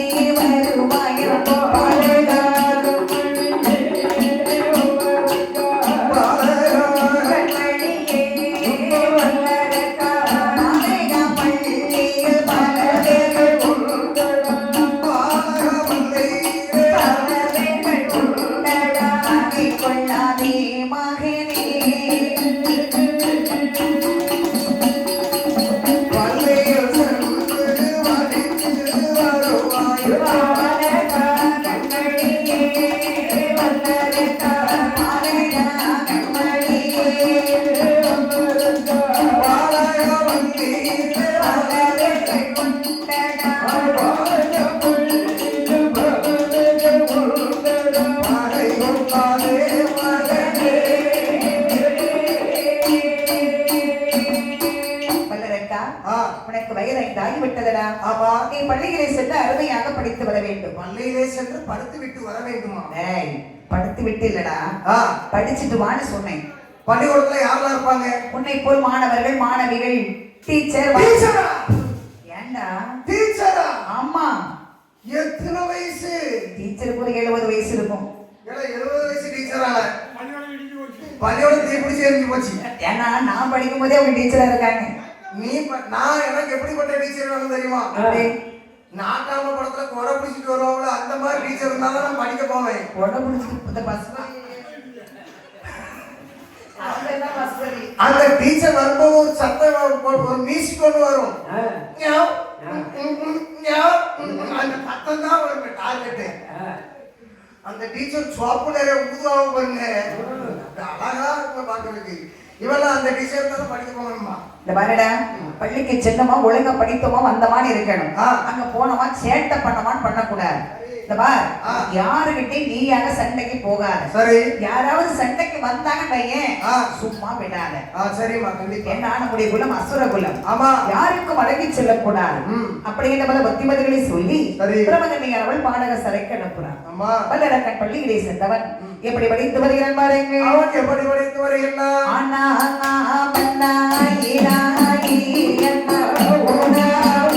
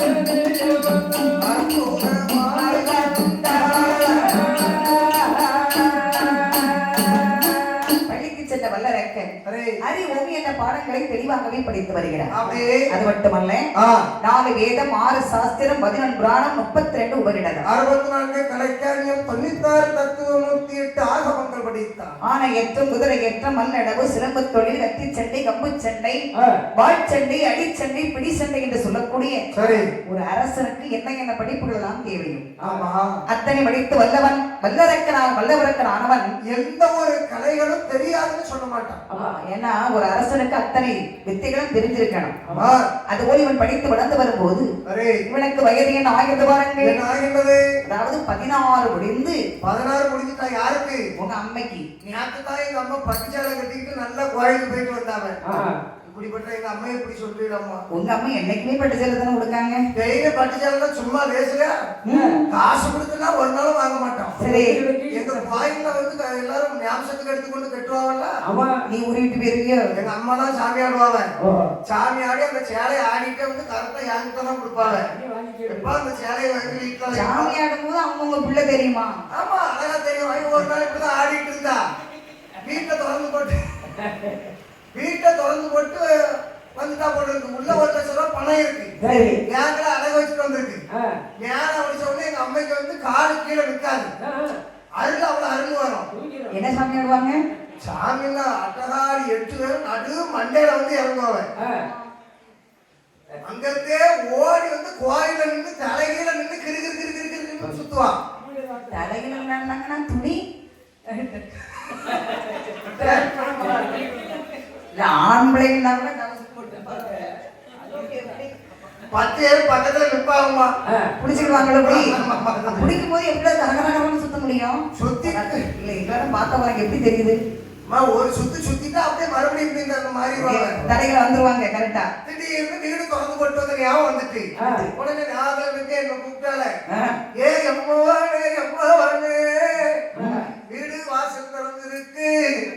ஐயா பிறகுள்ள 1 லட்சம் ரூபாய் வந்து எனக்கு இருக்குதப்பா. எப்பா கேடு கட்ட தூருக்குள்ள களவாளி பயிலே ரொம்ப உண்டு என் மகனை வீட்டை போய் ஊட்டிட்டு வான்னு சாமியை கொண்டு கையில கொடுத்தாலும் இருப்பதற்கு சாமிய அதெல்லாம் தெரியுது. சாமிக்கு தான் மகன் யாருன்னு தெரியும். கண்டிப்பா வேற எந்த ஆத்து பழம் மாதுளம் பழம் யார் படைச்சாலும் என்கிட்ட தான் கொண்டு கொடுப்பாங்க. நம்ம அதை தின்னு தானே இப்படி இருக்கிறியா குடும்பம். யார்கிட்ட மட்டும் அவன் தராம வேற யாருக்கு கொடுத்துருக்கு. வீட்டுல வந்து என்ன மாதிரி பண்ணுவாங்க எனக்கு தானே தெரியும். பிறகு கரெக்டா இருந்தாலும் வீட்டுல எல்லாம் பேசி வச்சுக்கிடுவீங்க. முன்னே சொல்லிடுவேன். இந்த கொண்டு வருவாங்க கரெக்டா என்கிட்ட வந்து கொடுக்கணும். நான் இதுல நிற்பேன். என் தங்கச்சி அந்த முக்கியம் கோயிலுக்குள்ள எங்க அப்பா அங்க நிற்பாங்க. ஒவ்வொரு பொருளா எடுத்துக்கொண்டு கொடுப்பாங்க. உங்க 3 ரெண்டுமே கொடுத்து நீங்களே வீட்டுக்கு கொண்டு போயிருவீங்க. நாங்களே கொண்டு போயிருவோம். கோயில்காரே ஒரு நாள் முடிவு எடுத்துட்டாங்க. இனிமே நீங்க சாமியாட வராண்டா அப்படின்னு கையில ஒழுங்கா ஆட வாரம் அப்படின்னு சொல்லி எங்க அம்மா ஆடி முடிச்ச உடனே நான் ஆடுவேன். நான் ஆடி முடிச்ச உடனே என் தங்கச்சி ஆடுவா. அவ ஆடி முடிச்ச உடனே எங்க அப்பா வந்து நிற்பாங்க. 5 பேர் 4 பேரும் அந்த கோயில் நாங்க தான் ஆடுவோம். யார யாரும் ஆடி வந்தா உடனே ஒரே வார்த்தையில மடக்கிடுவோம்னா பேய் வந்து நிற்கு அப்படின்னு அந்த பெருமை எங்களுக்கு அப்ப அந்த சாமியார பெருமை எங்களுக்கு. அதாவது வல்லரக்கனுக்கு பாருங்க 16 வயது முடிந்து 17 வயது பிறக்கிறது. வயசு 17 வயசுன்னு சொன்னா வாழ்க்கையில ஒரு மனிதனுக்கு மோசமான வயசு. அதுதான் பாசமான வயசு. அடி வாங்குற வயசு. அடிச்சாலும் அடிக்காது. ஆமா அந்த வயசுல அப்படித்தான். என்னதான் செருப்புகளத்தை அடிச்சாலும் தொடச்சிட்டு போயிடறாங்களா. 17 வயசுல 16 வயசு பையன் இப்படி போனா கூட பரவாயில்லையே. என் பின்னாடி இருக்கும்போது 86 அதற்கு நிலை தாங்க முடியல. என்ன பண்றாங்க? பசங்களை நம்பி பாகிஸ்தான் வரை போயிட்டு வந்துடலாம். என் பின்னாடி பத்தி 80 இதுகளை நம்பி எதிர்த்து வீடு வரை போயிட்டு வர முடியல. அம்மா பேப்பர்ல படிச்சுலாம் போன வரும் மதுரை நகர்ல எனக்கு அதை சொல்லும் போது கண்ணீர் வரும். சும்மா சொல்லு.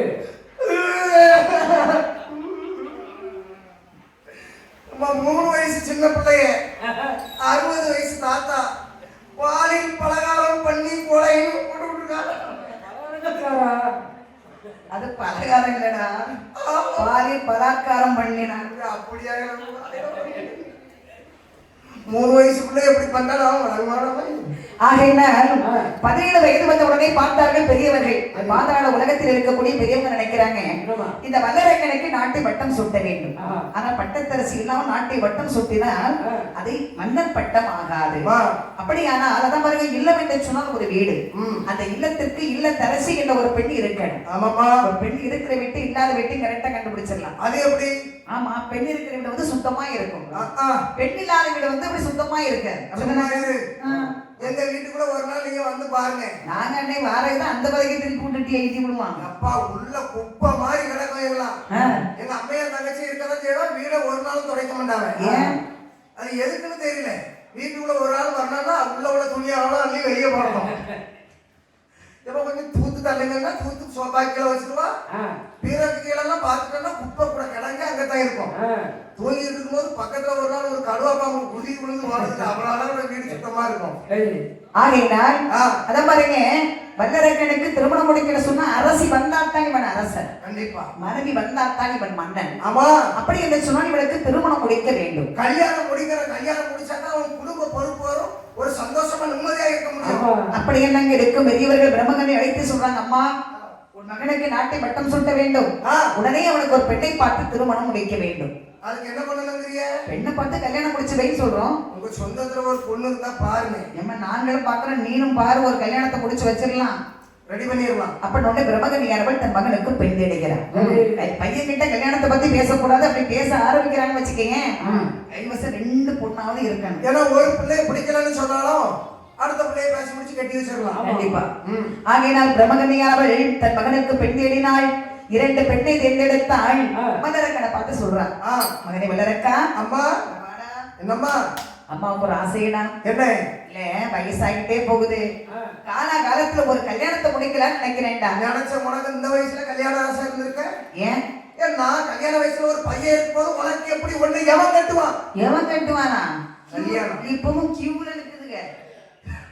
கல்யாணம் உனக்கு இந்த வயசுல? ஏடா கல்யாணம் எனக்கு இல்லடா, அம்மாவுக்கு வயசாகி போச்சு, அதனால உனக்கு கல்யாணம் முடிப்போமான்னு கேக்குறேன். வேண்டாமா? கல்யாணமா? அம்மா எனக்கு கல்யாணம், எனக்கு பாரு அம்மா 2 பெண்ணு பார்த்து வச்சிருக்கேன். எந்த பெண்ணு பிடிச்சிருக்குன்னு சொல்லி கல்யாணத்தை முடிச்சிடலாம். 2 பிள்ளைய பிடிச்சிருக்குன்னு சொன்னா அது எப்படி பிடிக்கும்? ஒரு பெண்ணு தான் பிடிக்கணும். அதுதான் நல்ல ஒரு வாழ்க்கை. அம்மா என்ன மாதிரி செக்கச்சவேன்னு அழகா ஒரு பெண்ணை பாரு பார்ப்போம். எந்த பெண்ணை பார்த்து வச்சிருக்கான்னு முதல்ல சொல்லு. ஏன் தெரியுமா? அத்தை மகே அத்தை அத்தை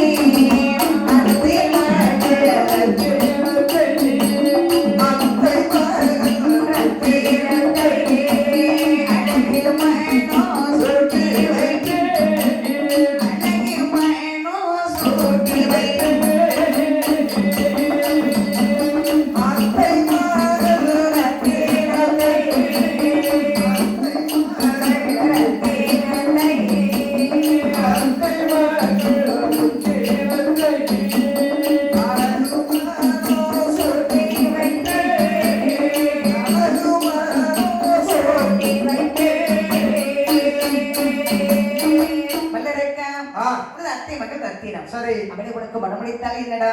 அம்மா அத்தை மகரத்துல சரியில்லம்மா. நிறைய பையன்கிட்ட போன்ல பேசுறான். யார்கிட்ட? உடுக்காரன்ட்ட பேசியிருக்கான். அவன்கிட்ட தான் பேசினாலும் பரவாயில்லன்னு நான் உட்காந்துருக்காவல்ல. அம்மா தங்கச்சி நான் வரவு செலவு உனக்கு பாத்துக்கிறேன், எல்லாத்தையும் நான் பாத்துக்கிறேன்னு இருக்காரு. மீசையை பார்த்து மயங்கி விழுந்திருக்கான். அங்கதான் பேசினா பரவாயில்லன்னு யாரு வா முன்னாடி ஒருத்தர் இருக்கான் பாரு. அம்மா கண்ணாடிக்காரன் அவன் ஒண்ணும் தெரியல கடைசியில் அந்த புள்ள வாட்டி சொல்லிச்சுட்டாமா. பாரு அந்த பொண்ணை வேண்டாங்கிறியா? அப்ப இன்னும் ஒரு பெண் இருக்கிறார். உனதே மாமன் மகே மல்லிகாவை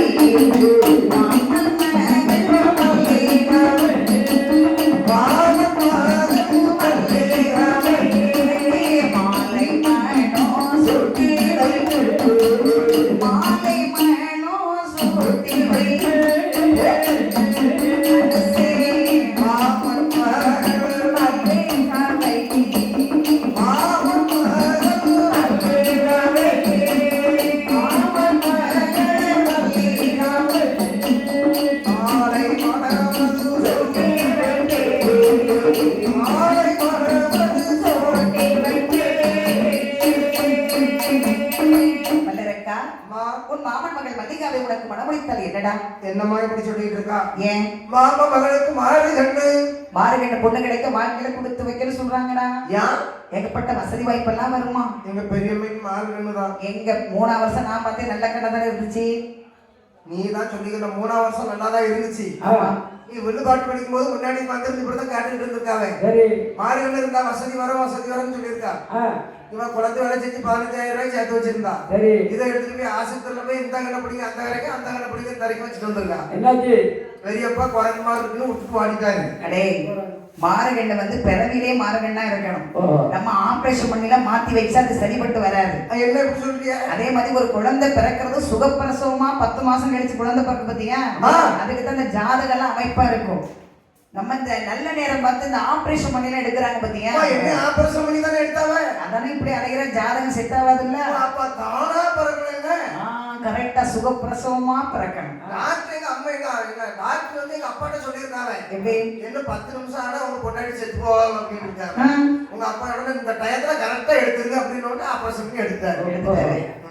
ஆனா பாருங்க மாறுகண்ட பொண்ணு கிடைக்க வந்து கொடுத்து வச்சிருக்கா.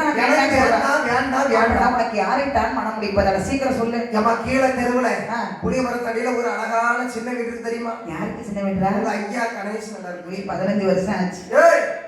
ஒரு ஹாஸ்பிட்டாஸ் போட்டு இந்த ஒரு ஹாஸ்பிட்டாஸ் இந்த ஹாஸ்பிட்டாஸ். இது ஹாஸ்பிட்டாஸ் இல்லடா. ஒரு பல்கி உலகான முக்குல இருந்து எரிஞ்சிட்டு இருக்குமே. இல்ல இது ஆஸ்பரா சீட். ஓ ஆஸ்பராஸா? இந்த சீட் போட்ட வீடு ஒரு சின்ன வீடு. ஆமா அந்த வீட்டுக்குள்ள ஒரு பிள்ளை இருக்கா. பேரு நேசமுத்தான். ரேசனை வித்தாளா? காதுக்குள்ள குப்பையை தான் அடி போடுங்க. ரேசனை விக்கல, நேசமுத்தான். ஆமா இருக்கிற அவளுக்கு என்ன இப்போ?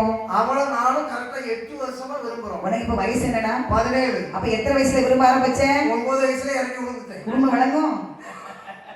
சரி அதை விடு. நேசமுத்தால் யாருன்னு உனக்கு தெரியுமா? யாரு? அவன் அப்ப யாருன்னு உனக்கு தெரியுமா? யாரு? என் கூட பிறந்த அண்ணன்டா. ஐயா அப்ப எனக்கு பெரியப்பா மோகன்ல வருது. மோரகட்டவன. அம்மாவுக்கு அண்ணனா உனக்கு பெரியப்பாவோட வரும். அம்மைக்கு அண்ணன் யாரு? பெரியப்பா. அம்மாவோட அண்ணன் வேற சித்தப்பா வருமோ? தாய் மாமன். அப்பாவோட அண்ணன் யாரு? பெரியப்பா. அம்மாவோட அண்ணனும் பெரியப்பா தானே வரணும். அது எப்படி வரும்? தாய் மாமன்டா அது. நானே பெரியப்பா மோகன் தான் கெட்ட போறேன். கெட்டினா என்ன வருது? கொண்டாடி. அதோட உடுங்க. அப்ப நேசமுத்தர் தான் கல்யாணம் முடிப்பேன்னு சொல்றியா? சரி நமது குலத்தில் பிறந்தவள் என் அண்ணன் மகள்.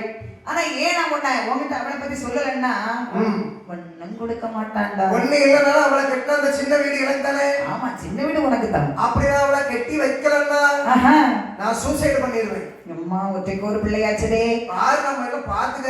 அப்படி என்று பிரம்மகன்னியாரவள் தன்னுடைய குலத்திலே பிறந்த நேசமுத்தாள் சொல்லக்கூடிய பெண்ணை மல்லரக்கணக்கு நாடறிய திருமணம் முடித்தார்கள்.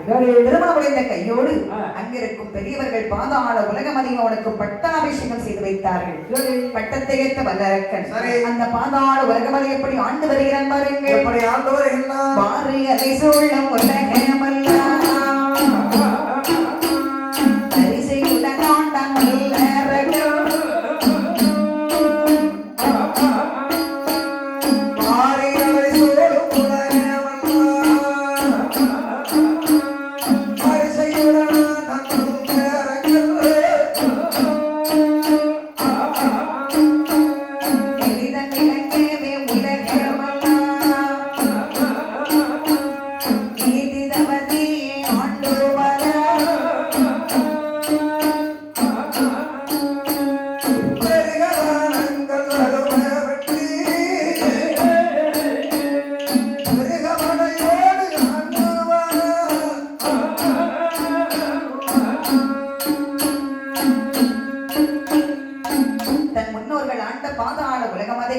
பட்டத்தை ஏற்ற வல்லரக்கன் என்று அரிய சிம்மாசனத்தில் அமர்ந்தான். அன்பு முதல் இவன் நல்லாட்சி செய்து வந்தானா? கொடுங்கோல் ஆட்சி செய்கின்றான். மக்களை எல்லாம் கொடுமை செய்யும் ஆட்சி செய்ய ஆரம்பித்தான். ஆமா அதான் பாருங்க ஒரு நாடாக இருந்தால் மாதம் 3 மழை பொழியணும், வருடம் 1 பூ விளையணும். ஆமாமா. ஆனா இது அது வந்து மாதம் 1 மழை வந்து பொழிய காரணம் யாருன்னா அரசனாக இருக்கணும். கண்டிப்பாக. ஆனால் இவன் இன்று நாட்டை அரசனாக ஏற்று அமர்ந்தானோ அன்று முதல் இவன் நீதி சரியில்லை, ஆட்சி சரியில்லை, ராசியும் சரியில்லை. 12 வருட காலம் அந்த நாட்டில் மழை என்பதும் இல்லை. 12 வருட காலம் ஒரு நாட்டில் மழை இல்லை என்று சொன்னார். நாட்டின் நிலைமை என்ன ஆகும்? ஏராளமான பஞ்சங்கள் ஏற்படும். அதுபோல் பாதாள உலகத்தில் பஞ்சம்னு சொன்னா தலைவிரி தாடிய பஞ்சம். எப்பேற்பட்ட பஞ்சம் ஏற்படுகின்றது? நாளில் ஏது ஒரு பஞ்சம்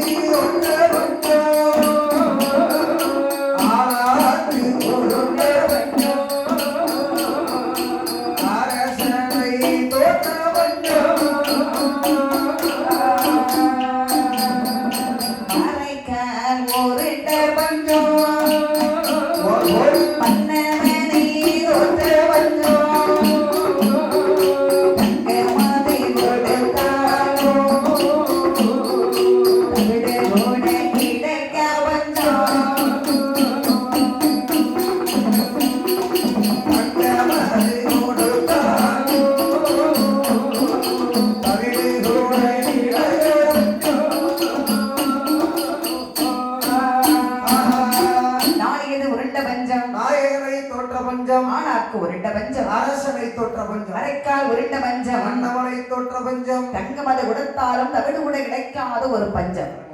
அப்ப தங்கம் இருக்குது பணம் இருக்குன்னு சாப்பிட முடியாது.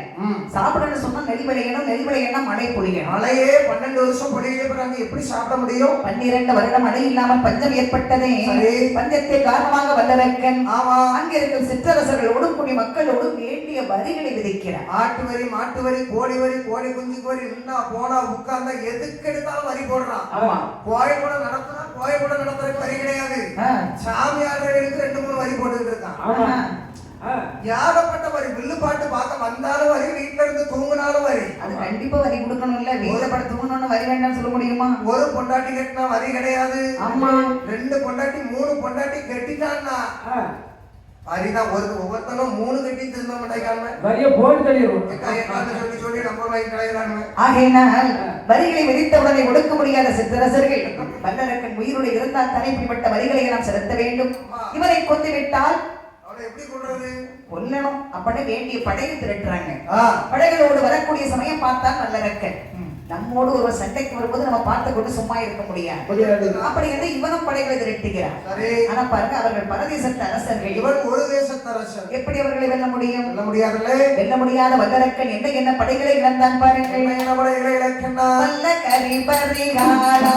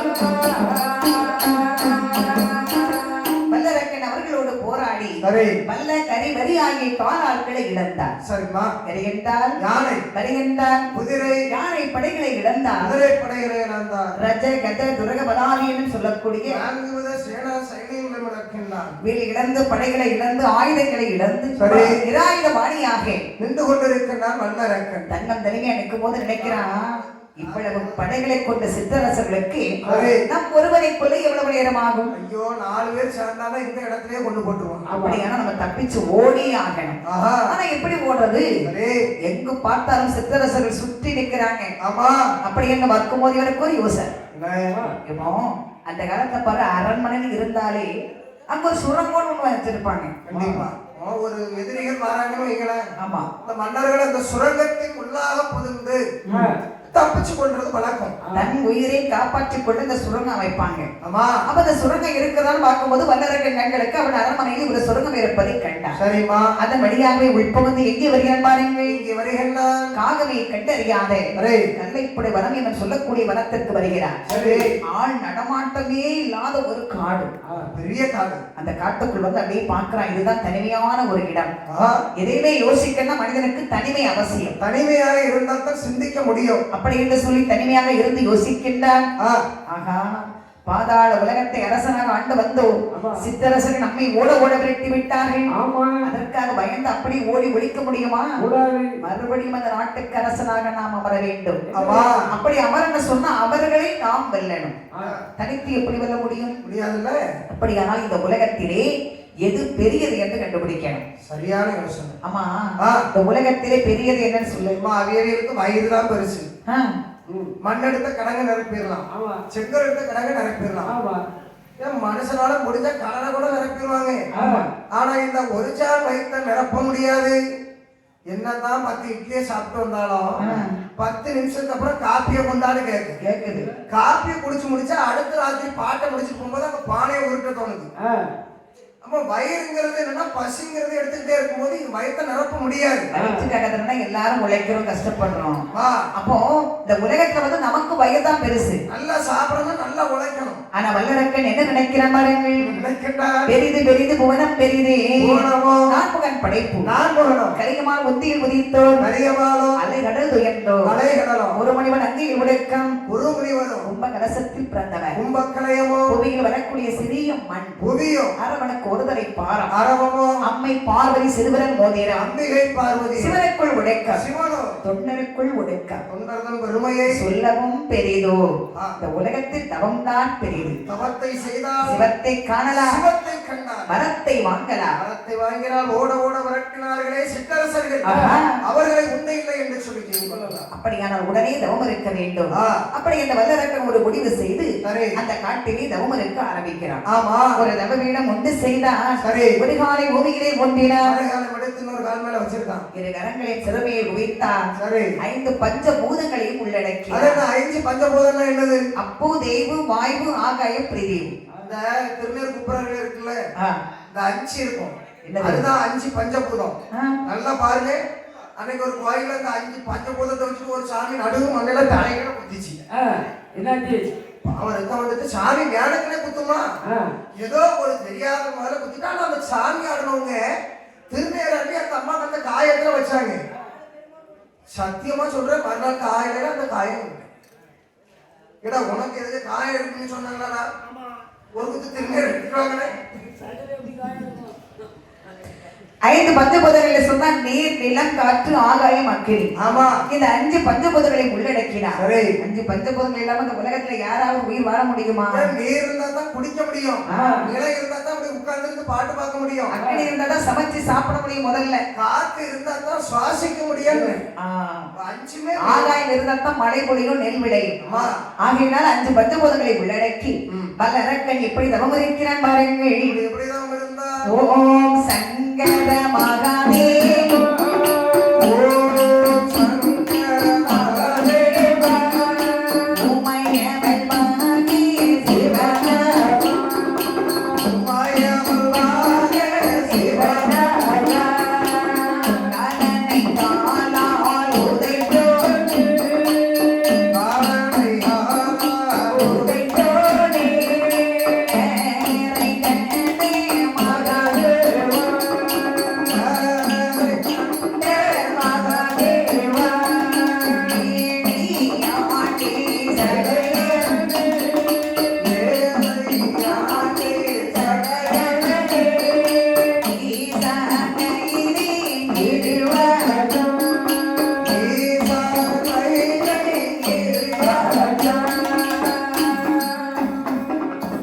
ஓம் சங்கர சதாசிவக்கடவுளே, காலனை காலால் உதைத்த கரைக்கண்ணனாய மகாதேவா, ஏழையாண்டி சடையரனே, ஈசா கைலேங்கரை வாசா, இந்த தவத்திற்கு மனமிறங்கி எனக்கு காட்சி தந்து இந்த தவத்திற்கு ஏற்ற வரத்தை உடைக்க வார நிறைவா என்று சொல்லி தன்னை உணர்விட்டு மதிமயங்கினான். தையல் பாகனை மனதிலே எண்ணினார். உண்ணாமல் உறங்காமல் மழை காற்று மணி என்று பார்க்காமல் 1 வருஷமா 2 வருஷமா 12 வருட காலம் பார தவமது செய்கிறான் இந்த வல்லரக்கன். நம்மளால 10 நிமிஷம் நின்று சாமி கும்பிட முடியலையே. 10 நிமிஷம் சம்பளம் போட்டு கீழே உட்கார முடியல. பாத உழைச்சு காலு குடுகுடுன்னு உழையுது. ஆனா அந்த வல்லரக்கன், எங்க அக்கா தூணை கண்டோன்னு ஓடி வந்து ஓட்டத்தை நீ பார்க்கணுமே. நானும் தூணு கோயில தாங்கிறதுக்கு தான் வச்சிருக்கேன்னு நினைச்சேன். இப்பதான் தெரியுது நம்மள எல்லாத்தையும் தாங்கிட்டு இருக்கு அப்படின்னு. ஆனா உண்மையிலே நீங்க 3 பேரும் நட்டமா இருக்கிறது எனக்கு கால் வலிக்கு தெரியுமா? நேரா உள்ள வந்து உட்காருங்க. வந்து உட்காரலாம்ல. உள்ள வரமாட்டாங்கம்மா. உனக்கு நாளைக்கு இடம் கிடைக்காது, உனக்கு வந்து உட்காருங்க. நாளைக்கு சாமியே எங்க வில்லு மேலைக்கு மேல நின்று தான் ஆடுவாரு. ஆமா, அந்த அளவுக்கு கூட்டமா இருக்கும். ஆமா, சிவன் ராத்திரி இன்னொரு இன்னைக்கு எவ்வளவு இடம் பிடிக்காம பிடிச்சிக்கிட்டு வந்து இன்னும் 1/2 மணி நேரத்துல சிவராத்திரி பிறக்க போகுது. ஆமா, யாரெல்லாம் சிவராத்திரிக்கு விழிச்சிருக்கீங்களோ நாளை சிவராத்திரி இல்ல. மணி என்னடா 11 ஆகுது. 11:45 ஆகுது. அத முள்ள வேலை மாதிரி நிறுத்தி விடுங்க கொஞ்சம். 11 ஆகுது. என்ன இது நம்ம வாட்ச கூட்டி வச்சா குழந்தைதான் ஓடுது. ஆகையினால் அங்க என்ன இது வரங்கள் இந்த வல்லரக்கன் கடுமையான ஒரு தவத்தை செய்கின்றான் 12 வருடமாக. இவன் செய்யக்கூடிய தவமானது அதாவது அக்கினி சுவாலையாக எழுப்புகிறது. சிவபெருமானால கைலாச மலையில இருக்க முடியல, அக்னியா வீசுது. ஆமா, பார்த்தார் சிவபெருமான், ஆகா என்ன ஒரு தவம் இது, யார் இந்த பக்தன், இவனை உடனே கைலாசமலை வரவழைத்து வரம் கொடுக்க வேண்டுமே. கைலாசமலைக்கு நாம் சென்று அழைக்க முடியாது. ஆமா, நந்தி தேவர் சும்மா தானே இருக்கிறாரு, அவரை ஏதாவது வேலை வாங்கணும். ஐயா நந்தி, ஐயா நீங்க வரும், என்னையா நீ உடனே சொல்லணும், பாதாள வாசிக்க வல்லரக்கன் என்ன நோக்கி ஒரு தவத்தை செய்கிறான், அவனை நீ கைலாசமலைக்கு அழைத்து வரணும். கண்டிப்பா புறப்படும். ஆனா ஒரு விஷயம் என்ன, நான் இப்ப இருக்கிறது என்ன ரூபத்துல இருக்கேன், மாற்றுவத்தோடு இருக்கின்றேன். மாட்டு ரூபத்தோடு பூலகத்துக்கு போக முடியாது, அதனால மனித ரூபம் எடுக்க வர வேணும். என்ன வடிவம் வேண்டுமோ எடுத்துக்கொள்ளும், உடனே புறப்படும். ஆகட்டும், வருகின்றேன் சுவாமி. நந்தி தேவர் ஆண்டவன் சொல்ல எனக்கு ஒரு சன்னியாசி போல் வடிவம் எடுக்கிறார். இடத்தை எப்படி வருகின்றார் பாருங்கள். ஏக பலகலை நந்தியும்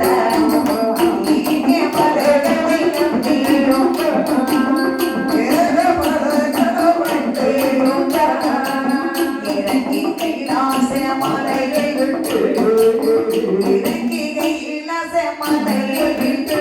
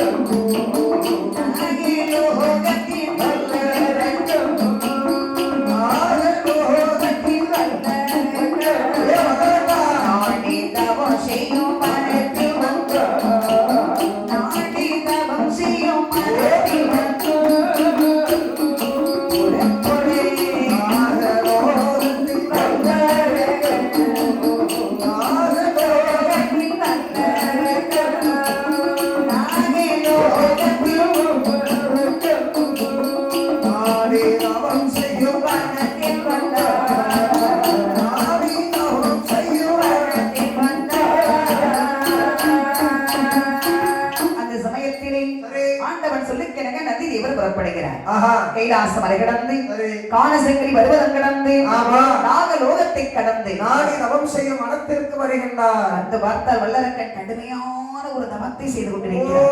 ஓம் நமச்சிவாய.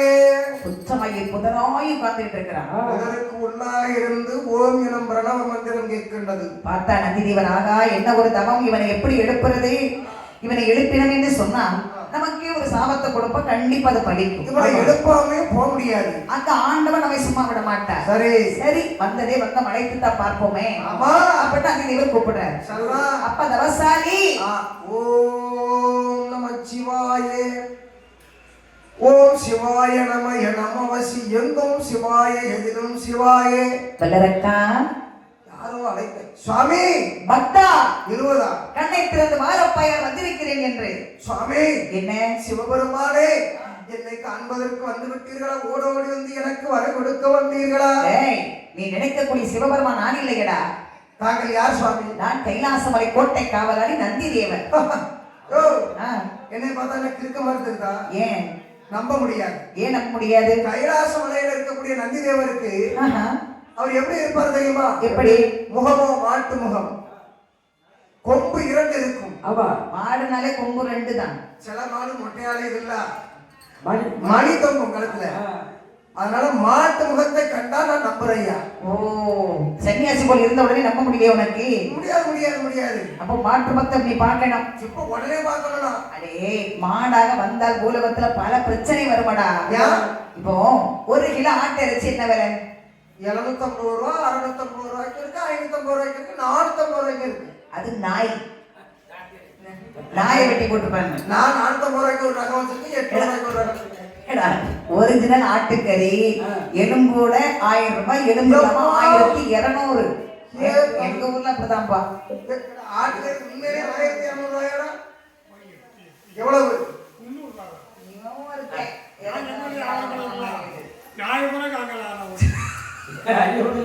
யசோவனை பஸ் ஸ்டாண்ட்ல கடந்த சுற்றி வந்து நாய் ஒன்னே காணலன்னாங்க. நாங்க 2 பேரும் பேசி வச்சுதானே கிடாதே அந்த மட்டன் சாப்பிட்டே வச்சோம். ஆனா மாட்டுக்கறி என்ன விலை தெரியுமா? என்ன? 1 கிலோ 300, 350. அப்போ 1 கிலோ ஆட்டு இறைச்சி எடுக்கிறதுக்கு 3 கிலோ மாட்டு இறைச்சி எடுத்துக்கலாமா? மாட்டுக்கறி சாப்பிடக்கூடாது. ஏன் நம்ம மாடுங்கிறது என்ன, மாடுன்னு சொல்வதே தவறு. பசு, இந்த பசுங்கிறது எப்படிப்பட்டதுன்னா, இப்ப தாயாகப்பட்டவன் குழந்தை பிறந்து ஒரு 4 மாசம் 5 மாசம் வரை பால் கொடுத்துட்டு விட்டுறேன். சரி. நான் ஒரு மனிதனும் பிறந்து இறந்த பின்பும் நமக்கு பால் கொடுத்து வளர்ப்பது யார் தெரியுமா? தாய்க்கும் மேலாக மதிக்கக்கூடிய பசு. அப்ப ஏற்பட்ட பசுவை சாப்பிடலாமா? கண்டிப்பா. பசுமாட்டு இறைச்சி, அதாவது மொத்தத்திலே மாட்டு இறைச்சி மனிதர்கள் நம்ம சாப்பிடக்கூடாது. 7 தலைமுறைக்கு அந்த பாவம் அழியவே செய்யும். ஆமா, நீ திங்கவே மாட்டிய. இன்னைக்கும் பாருங்க, நீங்க என்ன மனசாட்சி படி சொல்லுங்க. சத்தியமா நீ தின்னதே இல்லைன்னு சொல்லுடா. சத்தியமா சொல்றேன், தொடவே மாட்டேன். தொட மாட்டேன். இலையோட அப்படியே வாயில தட்டிடுவோம். ஏன்னா அது தெய்வத்துக்கு சமமானது பாருங்க. அப்ப பாருங்க, மாடாக வந்தால் பல பிரச்சனை வரும்னு சொல்லிதான் சன்னியாசி போல் வந்தேனடா. இப்ப மாடா வந்தா தான் நம்புவியா? மாட்டு ரூபத்தை பார்க்கணும். உனக்காக வேண்டி ஒரு கணம் நான் மாட்டு ரூபத்தை எடுக்கிறேன். இப்ப பாரு, இப்ப பார். ஆவரகுளத்து மாடு எப்படி சத்தம் போடுது பாத்தியா? நம்ம கிழக்கு மாடா தான் சத்தம் போடுறதா இதை கொஞ்ச முடியாது.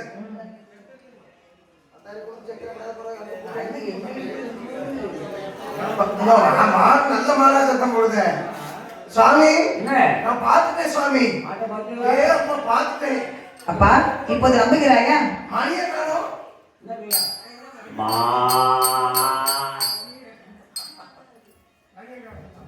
போகலாமா? பார்த்துட்டீங்க. நதி தேவர் அழைக்க வல்லரக்கனும் புறப்படுகிறார். ஆமா. 2 பேரும் கைலாசமலை செல்ல மனம் வந்து வருகின்றார். சரி. வரும்போது நதி தேவர் சொன்னார், பக்தா, இந்த உலகத்தில் எத்தனையோ தவங்களை நான் கண்டிருக்கிறேன். ஆமையா. உன்னுடைய தவத்தை போல் ஒரு தவத்தை நான் இதுவரை பார்த்ததே இல்லைங்களா. சந்தோஷம் சுவாமி. உன்னை வச்சுக்கொண்டேன் வல்லரக்கா, உன்னை வச்சுக்கொண்டேன். மிக்க நன்றி. போகலாம். ஆகட்டும். அழைத்துக் கொண்டு வரும்போது வல்லரக்கை கேட்கிறான், சுவாமி, இந்த பாதையாக நான் ஒரு நாள் வந்ததில்லை. எங்களை போன்று தவசாலையில் வரக்கூடிய பாதை. ஒவ்வொரு உலகமாக தோன்றுகிறதே, இதுவெல்லாம் என்ன என்ன உலகம் என்று தாங்கள் எனக்கு சொல்ல முடியுமா? நீ கேட்டா கண்டிப்பா நான் சொல்றேன்டா. அதோ பாருங்கள் சுவாமி, இது என்ன உலகம்? இதுதான் பாரு தெய்வ நாடு. தெய்வ நாடு என்றால் இந்திர நாடு கேள்விப்பட்டிருக்க, அமரேசன் இருக்கக்கூடியது. ஆமா, அதுதான் அந்த தெய்வ நாடு. பாரு, அங்க பார்த்தாலே தெரியும் உனக்கு எவ்வளவு டிசைன் பண்ணி வச்சிருக்கு. நாட்டிய பெண்கள் பெருத்த இடம் அல்லவா அது? ரம்பை, ஊர்வசி, மேனகை, திரோத்தமை, இது எல்லாமே இங்கதான் இருப்பாங்க. சரி, ரொம்ப அழகாக இருக்கிறது. அங்க ஒரு யானை ஒன்றுன்னு சொல்வாங்களே, ஐயர்வாதம். அந்த ஐயர்வாதம் இல்ல, ஐராபதம் யானை. அந்த யானைக்கு ஒரு சக்தி உண்டு. எப்படி? எல்லா யானையும் நடந்துதான் போகும். இது நினைச்சுன்னா பறந்துரும், அவ்வளவு சக்தி. ஆமா சுவாமி, அதற்கு அடுத்ததாக ஒரு உலகம் தோன்றுகிறது. அது என்ன உலகம் ஐயா? டேய், இதுதானடா பிரம்மலோகம். பிரம்மலோகம் என்று சொன்னா, உன்னை படைத்தவர், என்னை படைத்தவர், உலகத்தை படைத்தவர். பாரு, சிருஷ்டிகர்த்தா உள்ள உட்கார்ந்துருக்காரு. சிருஷ்டிகர்த்தாவர் ஏதோ ஒண்ணு. பிரம்மதேவன் 4 முகத்தோட இருக்காரு. அவர் பக்கத்திலே ஒரு அம்மா வெள்ளை தாமரையில வீணையோடு உட்கார்ந்து இருக்கிறாங்களே, அவங்க தான் சரஸ்வதி. ஓ, கலைவாணி, கல்விக்கு அதிபதி சரஸ்வதி தேவி அமர்ந்திருக்கக்கூடிய உலகமா? பாரு, சிவரெல்லாம் சத்தம் அடிச்சு வச்சிருப்பாரு. அதுதான் அந்த பிரம்மலோகம். அதுதான் சத்திய உலகம். எவ்வளவு அழகாக இருக்கிறது. சுவாமி, இதோ பாருங்கள், இது என்ன உலகம் தோன்றுகிறது? திருவைகுண்டம். வைகுண்டம். வைகுண்டம். சிறுவைகுண்டமா? ஐயோ, காது வர வர அவுட்டாய் போச்சா. ஸ்ரீவைகுண்டம்ல அது குறும்புறு பக்கம்லாம் இருக்குன்னு சொல்லுவாங்க. ஆமா, திருவைகுண்டம். பார்க்கடல் வாசகன் பரந்தாமன் பண்ணி கொண்டிருக்கக்கூடிய இடம். கொடுத்து வச்ச மனசன்னா அவர் மட்டும்தான்டா. பொண்டாட்டி கால் மாட்டிலேயே உட்கார்ந்து காலை பிடிச்சு விட்டுட்டு இருக்க. எந்த புருஷனுக்கு எந்த பொண்டாட்டி கால் பிடிச்சு அது வேற எவங்களும் பேர பாருங்க, காலை பிடிச்சு இல்லைனாலும் இங்க போகவே மாட்டாங்க. அந்த அம்மா யார் தெரியுமா? முப்பந்தல் இசக்கி அம்மன். யார்? பெருமாள் சாமி கால் மாட்டில உட்கார்ந்து முப்பந்தல் இசைக்கமே. அந்த அம்மா எதுல இருக்காவ? எதுல இருக்காவ? தாமரை மலர், சிகப்பு கலர் தாமரை மலர் அந்த அம்மா கொண்டுல முப்பந்தல் அந்த அம்மா இருக்காங்க. அதை சொல்றியா? அந்த அம்மா கோயில்ல பாத்திரிக்கா எப்படி இருப்பாங்கன்னு? நான் வரும்போது போகும்போது அந்த பதத்துல வந்துட்டு இருக்கேன். போகும்போது வரும்போதெல்லாம் நான் காணிக்க போடுவானே.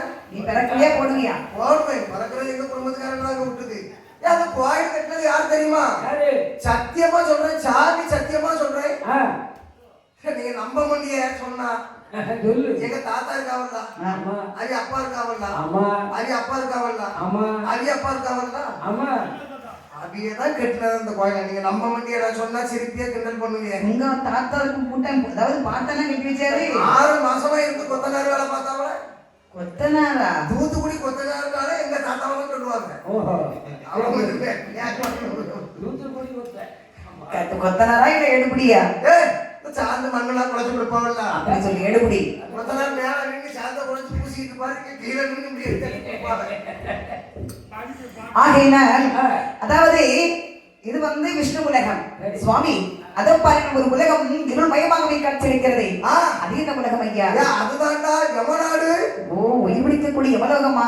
மூச்சு மூச்சு புட்டு நீ மூச்சை விட்டானா மூச்சை எடுத்துட்டு போயிருவான். எப்ப வருவான், பாசத்தை வீசுமா, யார் உயிரை எப்ப முடிப்பான்னு தெரியாது. ஆனா கரெக்டா வரக்கூடிய நேரத்துல கயிறை தூக்கி போட்டு கொண்டு போய்கிட்டு இருப்பான். அது யமலோகம் சுவாமி. நேராக பாருங்கள், ஒரு உலகம் ஜோதி பிரகாசமாகவே தோன்றுகிறது. அது என்ன உலகம் ஐயா? ஆதியும் அந்தமும் இல்லாமல் தோன்றக்கூடியது அதுதான் திருக்கைலாசமலை மகனே. என்ன இதுதான் கைலாசமலையா? ஆமாடா. இந்த வல்லரக்கன் வரக்கூடிய சமயம் சரி. கண்டானே நல்ல கைலாசமலை தன்னை.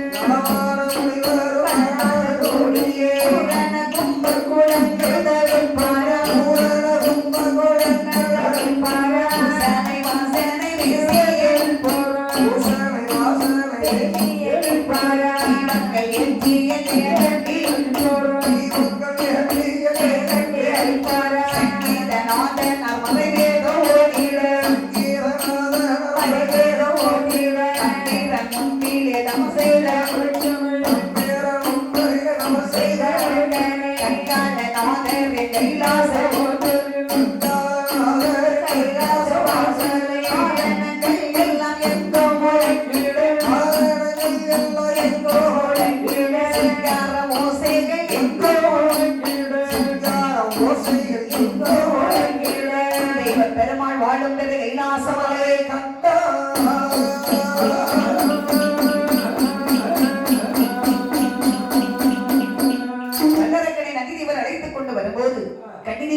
ஆண்டவன் அமர்ந்திருக்கக்கூடிய ஆதிவெள்ளி கைலாச மலையை சரி பார்க்கும்போது யாரெல்லாம் மனசு வைக்கின்றார்கள்? அங்கே 31 கோடி தேவாதி தேவர்கள் 48,000 ரிஷிமார்கள் கந்தன் கணபதி இந்திரன் சந்திரன் வானவர் தானவர் இப்படி எண்ணாயிரப்பட்ட சிவன் கோடான கோடி தேவகணங்கள் புடைசூழ அமர்ந்திருக்கின்றார்கள்.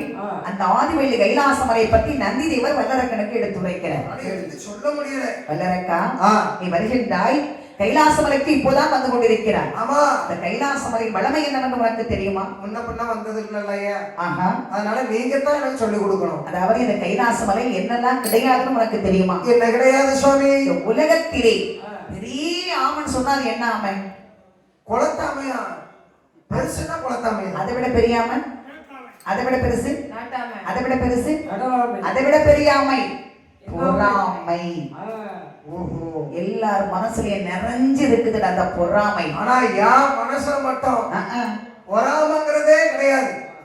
ஒரு நாளாவது நான் யாரையா பார்த்து பொறாம போட்டு போனா, இவ்வளவு நகை போட்டு வந்திருக்கேன், நான் அதை பத்தி ஒரு நாளாவது சொல்லிருப்பேனா உங்ககிட்ட? இல்ல 30 லட்சம் ரூபாய்க்கு வீடு இருக்குன்னு சொல்லிருப்பேன். இவ்வளவு நகை இல்ல, முக்காவாசி வீட்டுல இருக்கு. கஷ்டப்பட்டு நீங்க பாடுறீங்க, நீங்க நல்லா இருக்கீங்க. நான் என்ன கஷ்டப்பட்டு படிச்சேன்? இல்லப்பா, சத்தம் போட்டு மைக்ல பாடும்போது அந்த காசு ஊருக்காரங்க தரும்போது அதெல்லாம் வச்சுதானே எடுக்கிறோம். அது மட்டும் நீங்க கார் வாங்கியிருக்கேன்னு போறாம போனா உங்க வீட்டுக்கார அரிசி கிட வச்சிருக்காரு. ஆமா, எங்க கார் எங்க இருக்கு?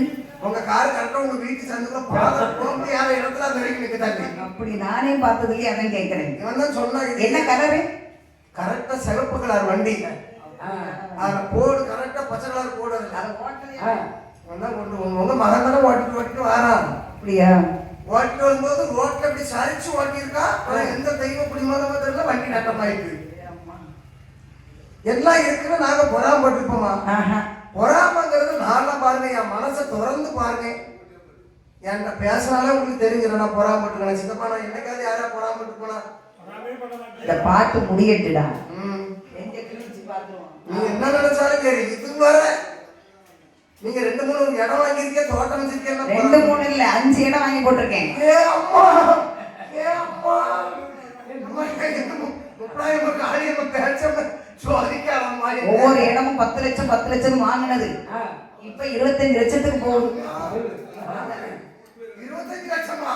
ஒரு சென்ட் 25 லட்சம், அப்படி 35 சென்ட் வாங்கி போட்டிருக்கு. ஏ கடவுளே, எனக்கு ஒரு மாதிரி ஆகுதப்பா, எனக்கு ஒரு மாதிரி தலை சுத்திட்டு வருதுல, என்ன ஆஸ்பத்திரி கூட்டு போங்க. ஆனா குட்டியா வருது ஏறிப்போ பொறாம பழைய மாட்டேன். ஆனா இந்த கைலாச மலையிலே வஞ்சகம் சூதியனம் சொல்லக்கூடிய பொறாமை என்பது எள்ளளவும் கிடையாது. உங்க மகன் மாசத்துல 2 பிள்ளைய காதலிக்கான்னு பொறாம விட்டு போனான். அவன் அழகே 1000 பொண்ணை காதலிப்பான், உனக்கு ஒண்ணும் கிடைக்க மாட்டேங்குது, முட்டிட்டு நில்லு. பாரு, உனக்கு தான் தெரியாது லைன்ல எத்தனை நிற்கிறான்னு. பேசிட்டு இருக்கா. அப்புறம் என்ன, இவன் மகன் வேற ஒண்ணும் இல்ல, முடிய இவ்வளவு நிலத்துல மட்டமா விட்டுருக்கான் மண்ணாடு. அவன் அழகண்ணா. அதனாலதான் என்னமா காக்கைக்கு தன் குஞ்சு பொன் குஞ்சும் பாவேன். அப்ப என் பிள்ளை அழகு உன் பிள்ளைய அவன் நேரில் வர சொல்லி நான் பார்த்துக்கிறேன். அவன் எல்லாத்தையும் தனியா மொத்தமா பார்த்தாதான் தெரியலாம். இல்ல பொதுவா பார்த்தா தெரியும். கைலாச மலைகள் என்ன கிடையாது பாருங்க, கிடையாது. காடுகளும் ஆளில்லாத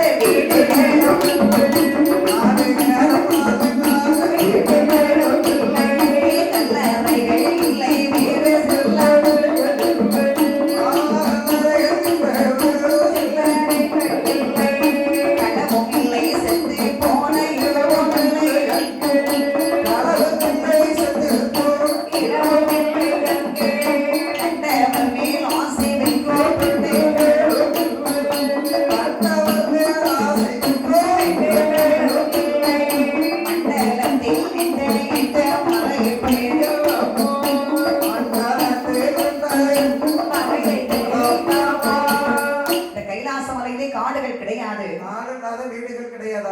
அடுத்ததாக கல்லறையும் இல்லை, இல்லறைகளும் அங்க இல்லை, களவும் இல்லை, செத்து போன இடமும் கிடையாது அங்க. அடுத்து மட்டுமா மேலும் பாருங்க, கண்டவர்கள் ஆசிரியக்கக்கூடிய பெண்கள் காசிபுல பெண்கள் அங்க கிடையாது. கண்டிப்பா கண்டிப்பா. அதை பாருங்க, பசி என்பது யாருக்கும் இருக்காது, கலவுங்கிறது அங்க இருக்காது. பசிச்சாதான ஒரு இடத்துல போய் நம்ம காசு சம்பாதிக்கணும்னு தோணும்.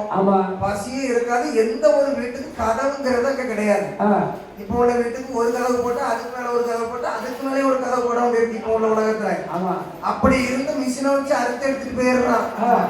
அதனாலதான் பாருங்க, கைலாச மலையோட வளமை இன்னும் பெரிய பெரிய புகழோட இருக்கு. வளமையை சொல்லி நந்திதேவர் கைலாச மலைக்கு அழைத்து வர வந்த முகத்தான் வல்லரக்கன் அங்கே உமைவங்கோர் சீர்வாதத்தை கண்டார். சிந்த இழந்தவர் சீர்வாதத்தை சிறந்த மலர்களை போட்டு தொழுதானா.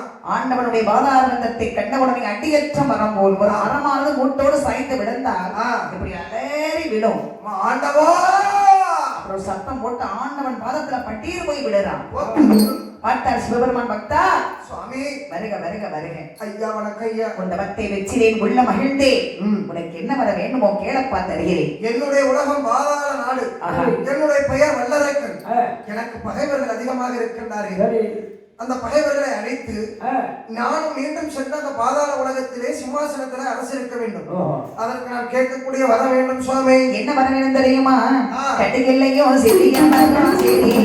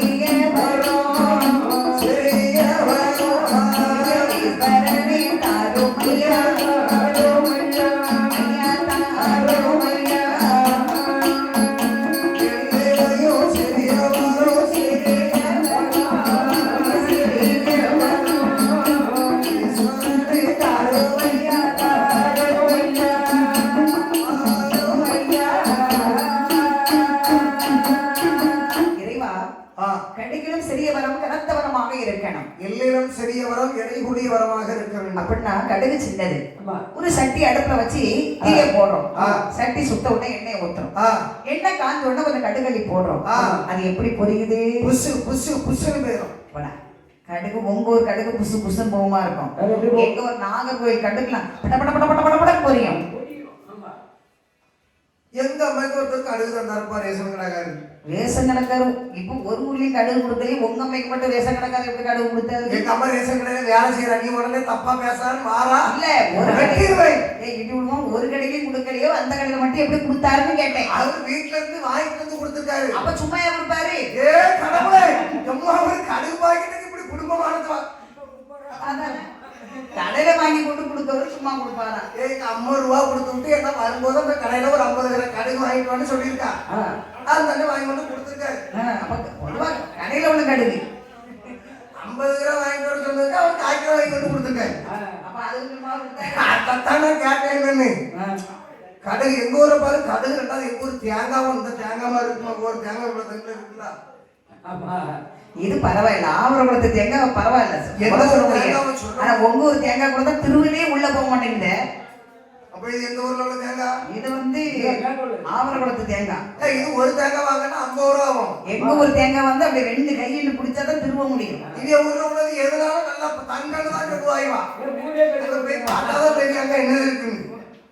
நீ வருவாளடா பாரு. யாங்கத்தை சொல்றோம்.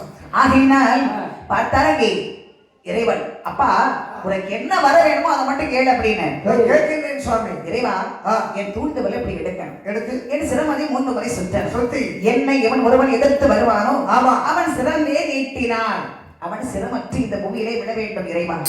வேற மலையை தொட்டினையானால் மலையெல்லாம் வெடித்து சிதறணும். புவியை தொட்டினையானால் வாழ வேற உள்ள போனீங்க. அலை கடலை தொட்டினையானால் அது அக்கினி பற்றி எரியணும். அந்நில தீப்பிடிச்சு எரியணும் வரம் கேட்கான். இந்த சிறிய வரத்தை தாரு நிறைவான ஆண்டவன் பாதத்துல படிஞ்சு விழுந்துட்டான். சிலவங்க அந்த கடன் கேட்கும் போது எவ்வளவு அழகா கேட்பாங்க பார்த்திருக்கீங்க. என்ன அக்கா அக்கா ஒரு 50,000 ஒரு 30,000 ரூபாய் தாங்கக்கா. பணத்தை வாங்கி வச்சுட்டு அவன் பண்ற துமுறை பார்த்திருக்கீங்க. என்ன உனக்கு என்ன இப்போ தருவேன் போங்க. தராம இருந்தா என்ன பண்ண முடியும் உங்களால? அதானே நான் என்ன செத்தா போயிருவேன். தருவேன் 10 வருஷத்துல தாரங்க தானே சொல்றேன். அப்படியே மீறி கடனை கேட்டா உடனே ஒரு லெட்டர் எழுதிட வேண்டியதானே. என் சாவுக்கு காரணம் இன்னாருதான் கடனை கேட்டு எங்க அம்மா எங்க பாட்டி எல்லாம் அசிங்கமா பேசுறாங்க அப்படின்னு சொல்லி சாவதான் பண்ணா.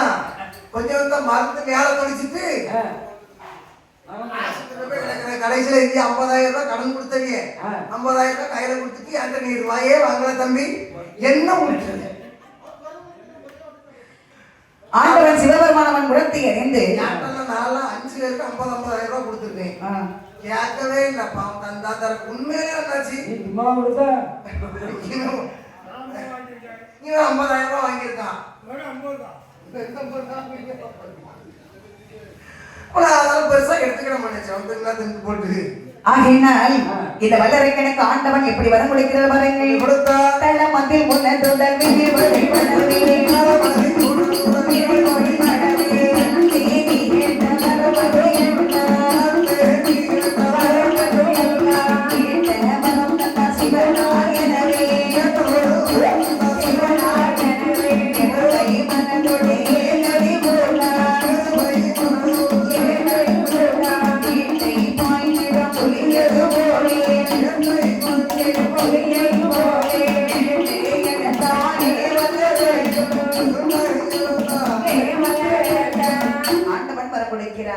தளமதில் உனதுடன் வினை பொடிபட தந்தை நீ கேட்ட வரமுதை எல்லாம் போ. தளம் என்பது பூமி, உடல் என்பது உன் சரீரம். பொடிபடவே நீ சாகவே சரி. நீ வாங்கிய வரத்தை விட்டு நல்லது செய்தாயானால் நன்றாக இருப்பாய், அடாது செய்தாயானால் படாது பட்டு மடிவாய் என்பதான் ஆண்டவன் கொடுத்த வரத்தின் விவரம். சரி. வரத்தின் விவரமறியாத வல்லரக்கன் அப்படியே புறப்பட்டு பாதாள உலகம் வருகிறார். வரக்கூடிய வழியில் அங்கிருந்து நாரதர் வருகிறார். நாரதர் வந்து பார்த்தா வல்லரக்கா எங்கே சென்று வருகின்றாய்? ஆண்டவனை கண்டு வருகிறேன் ஐயா. ஆண்டவரிடத்துல என்ன கேட்டாய்? வரத்தை கேட்டேன் தந்தார். என்ன வரம் கொடுக்க கேட்டாய்? தூண்டி விருதுக்கு தலையறுக்கும்படியான வரத்தை கேட்டேன். கொடுத்தாரா சிவன்? ஆமா தந்தேன் என்றால் வாங்கி கொண்டு வருகிறேன். எங்கே வரத்தை காட்டு? எப்பா வரத்தை வாயால் சொன்னா நான் எப்படி காட்ட முடியும் ஐயா? வந்தேன் என்றால் வந்தேன் என்று வருகின்றாய். ஆதார் கேட்டேன் அவ்வளவுதான். வல்லரக்கா என்ன சிவபெருமானுக்கு பித்தன் பெயர் பிறை சூடி இருந்தாப்புல இருப்பாரு. திடீர்னு நல்லா இருப்பாரு, திடீர்னு கிறுக்கு வந்துடும். அந்த கிறுக்கில் சிரித்து கொண்டு கொடுத்தால் அந்த வரம் பலிக்காது. ஆகையினாலே கொடுத்த வரத்தை சென்று சோதித்து வாட. அப்படி என்று சொன்ன உடனே வல்லரக்கன் யோசிக்கிறான். நம்ம பாதாள உலகத்தில் ஏகப்பட்ட பகைவர்கள் இருக்கிறார்கள். ஆமா. இந்த வரத்தை கொண்டு நம்ம செய்யும் போது வரம் பலிக்கிழமைகளை நம்மளே சும்மா விடுவாங்களா? விட மாட்டாங்க. அப்படின்னா எதுக்கும் வந்ததை வந்து ஆண்டவரை சோதிச்சுட்டு பார்த்துருவோம். பார்த்துருவோம். அப்படி என்று தோண்டி விரலெடுத்து சிறுமனை 3 முறை சுத்தினான். ஆமா. நேர கைலாசம் நோக்கி வருகிறான். சரி வரும்போது அங்க அமர்ந்திருக்கும் தேவான்கள்லாம் பார்க்கிறாங்க. ஏய் தம்பி, வருவது யாருன்னு பாத்தீங்களா? வாங்கி சென்ற வல்லரக்கன் வருகின்றான். வருகின்ற வேகமே சரியில்லைங்கடா. ஆ, வருகின்ற சிவ அரக்கன் பாடு இருக்கக்கூடிய ஈசன் பாடு நமக்கென்ன? ஓடு ஓடு ஓடு. அப்படி என்று கைலாசம் வழிவிட்டு அரக்கனுக்கு பயந்து யாரெல்லாம் ஓடுகின்றனர் பாருங்க. யாரெல்லாம் ஓடுகின்றார்? வானவரும் ஓடினார், மறையவரும் ஓடினார், மாணவரும் ஓடினார், மறையவரும் ஓடினார், மாலைய நாளில சந்திரனும் ஓடினார், மாலைய நாளில சந்திரனும் ஓடினார், நீலமதி நாணயரும் முத்திகளும் ஓடினார், நீலமதி முத்திகளும் ஓடினார், தீரநந்தனோடு தந்திமூடன் ஓடினார், தீரநந்தனோடு தந்திமூடன் ஓடினார், வானவரும் ஓடினார், ஓடினார், மாணவரும் ஓடினார், ஓடினார், ஓடினார், அமோதிரன் தங்கையான தகுழலால் ஓடினார், அமோதிரன் தங்கையான தகுழலால் ஓடினார், எல்லோரும் ஓடும்போது ஈஸ்வரன் ஓடினார், எல்லோரும் ஓடும்போது ஈஸ்வரன் ஓடினார். கைலாசம் வரைவிட்டு அரக்கனுக்கு பயந்து தானவர் வானவர் 31 கோடி தேவாலய மக்கள் ஓடுகின்றார். ஆட்டுக்கடை வாகனத்தில், அக்னி தேவன் ஓடுகின்றார். பச்சைக்கிளி வாகனத்தில், மன்மதன் ஓடுகின்றார். எருமைக்கிடா வாகனத்தில், யமதர்மன் ஓடுகின்றார். காக்கை வாகனத்தில், சனீஸ்வரன் ஓடினார். மயில் வாகனத்தில் மயில் வாகனத்துல முருகப்பெருமான் 2 பொண்டாட்டியும் கூட்டு திருச்செந்தூர் கடற்கரையில போய் உட்கார்ந்தாரு. பார்த்தார் பிள்ளையார் பெருச்சாளி வாகனமே வருகன்னாரு. வரமண்ட நினைச்சு உடனே பிடிச்சு வந்து உட்கார வச்சாரு. மேல உட்கார்ந்தா அவர் போனவர் தான். மூசிக வாகனத்தில் பிள்ளையார் போய் மறைந்தார். ஐயோ. பார்த்தாள் அம்மையானவள். கந்தன் ஓடுறான், கணபதி ஓடுறான். ஆமா. ஆண்டவன் சிவபெருமான் தியானத்துல இருக்கிறார். ஆமா. தியானத்துல இருக்கும்போது ஆண்டவன் இந்த உலகமே அழிந்தாலும் ஏன் கேட்க மாட்டார். சரி அப்படியானால் பார்த்தாலும் எம்மையானவள் நமது உயிரை நாம் காப்பாற்றிக் கொள்ள வேண்டும். கண்டிப்பாக. அப்படி என்ன ஆண்டவன் அறியாமல் ஆதிவரா சக்தியின் கைலாசத்தை விட்டு ஓடினார். சரி எல்லாரும் ஓடியாச்சு. ஆண்டவன் தனியா உட்கார்ந்து இருக்கிறாரு. வல்லரக்கன் வளர்த்த கிடா மார்பில் பாய்வது போல் வந்து கொண்டிருக்கின்றான். பார்த்தார் சிவபெருமான், ஆகா இவன் நம்மிடத்தில் வரத்தை வாங்கி வல்லரக்கன் அல்லவா? அந்த வரத்தை சோதிக்க வருகின்றானே. யார் வந்தால் என்ன? பக்கத்தில் நமது மனைவி ஆதிபரா சக்தி இருக்கும்போது நமக்கு என்ன கவலை அப்படின்னு சொல்லி மெதுவா அப்படி எட்டி பார்த்தார் பாருங்க. பக்கத்துல இருந்த பார்வை கெட்ட புருஷனே 2 பிள்ளைய மட்டும் வாடிட்டாள. யாரும் அம்மையா? எங்க அம்மையா பாக்குவாங்க. பார்வை எவ்வளவு ஓடி இருக்காங்க. அம்மா அப்படி ஓடலடா, உயிருக்கு பயந்து உயிரை காப்பாற்றிக் கொள்ள ஓடி இருக்கிறாங்க. இப்போ நம்மளே ஒரு பெரிய ஒரு பாம்பு கொத்த வருது. ஆமா. பக்கத்துல பிள்ளை இருந்தாலும் புருஷன் இருந்தாலும் கண்ணு தெரியாது. ஆமா. நம்ம எப்படி தப்பிக்கிறது அப்படிங்கறது தான் தோணும். அதுபோல அம்மை பார்வதி ஓடியவுடனே சிவபெருமான் பார்த்தார். ஆதிபரா சக்தி ஓடி வரை நமக்கு என்ன வேலை அப்படின்னு சொல்லி அம்மை ஓடிய உடனே ஆண்டவன் நினைக்கிறார், கைலாச மலையில ஒண்ணு சிவன் இருக்கணும், இல்ல சக்தி இருக்கணும். 2 பேரும் இல்லைன்னா நம்ம கைலாசமலை இருவரையும் பார்த்தார் சிவபெருமான். 12 அம்சத்திலே ஒரு அம்சம் கைலாசமலையில அமர்ந்திருப்பது போன்றும் வல்லரக்கனுக்கு ஒரு அம்சம் ஓடுவது போல் காட்சியளிக்கின்றது. ஏன் ஓடினார்னா அந்த உலகத்துல பாருங்க, படைத்தல் காத்தல் அழித்தல் என்று ஒன்று உண்டு. படைக்கப்பட்டது யாரு? பிரம்மதேவன். காக்கப்பட்டது சிவபெருமான். அழிக்கப்பட்டது மகாவிஷ்ணு. எங்கெல்லாம் அதர்மம் நடக்கிறதோ அங்கெல்லாம் அதற்கு தகுந்த அவதாரத்தை எடுத்து அந்த அதர்மத்தை அழித்து தர்மத்தை நிலைநாட்ட. அப்ப அந்த பெருமான் மாயவன் கண்ணன் இருந்தால் தான் இவரை கொள்ள முடியும். அப்படியானால் அழிக்கப்பட்டவர் பரந்தாமன் அவர் தான் வரணும். ஆனா நம்மை தேடி அவர் இங்க வரமாட்டார், நாம் தான் அவரை தேடி செல்ல வேண்டும். அப்படி என்று சிவபெருமான் மாயவனை தேடி வர அங்கே வல்லரக்கனை பிரகால விரட்டிட்டு வாரான். சரி. ஆண்டவனுக்கு ஓட முடியல, மூச்சு வாங்குது. ஒரு நந்தவனத்தை கண்டார். செவ்வரை மலர்களை சிவபெருமான் சிவலிங்கமாக சென்று கொள் மறைந்தார். வல்லரக்கன் பார்த்தா இங்கதானே வந்தாரு, எங்க போனாரு அப்படின்னு சொல்லி நந்தவன பாதையை சுத்தி சுத்தி வந்துட்டு இருக்கிறார்.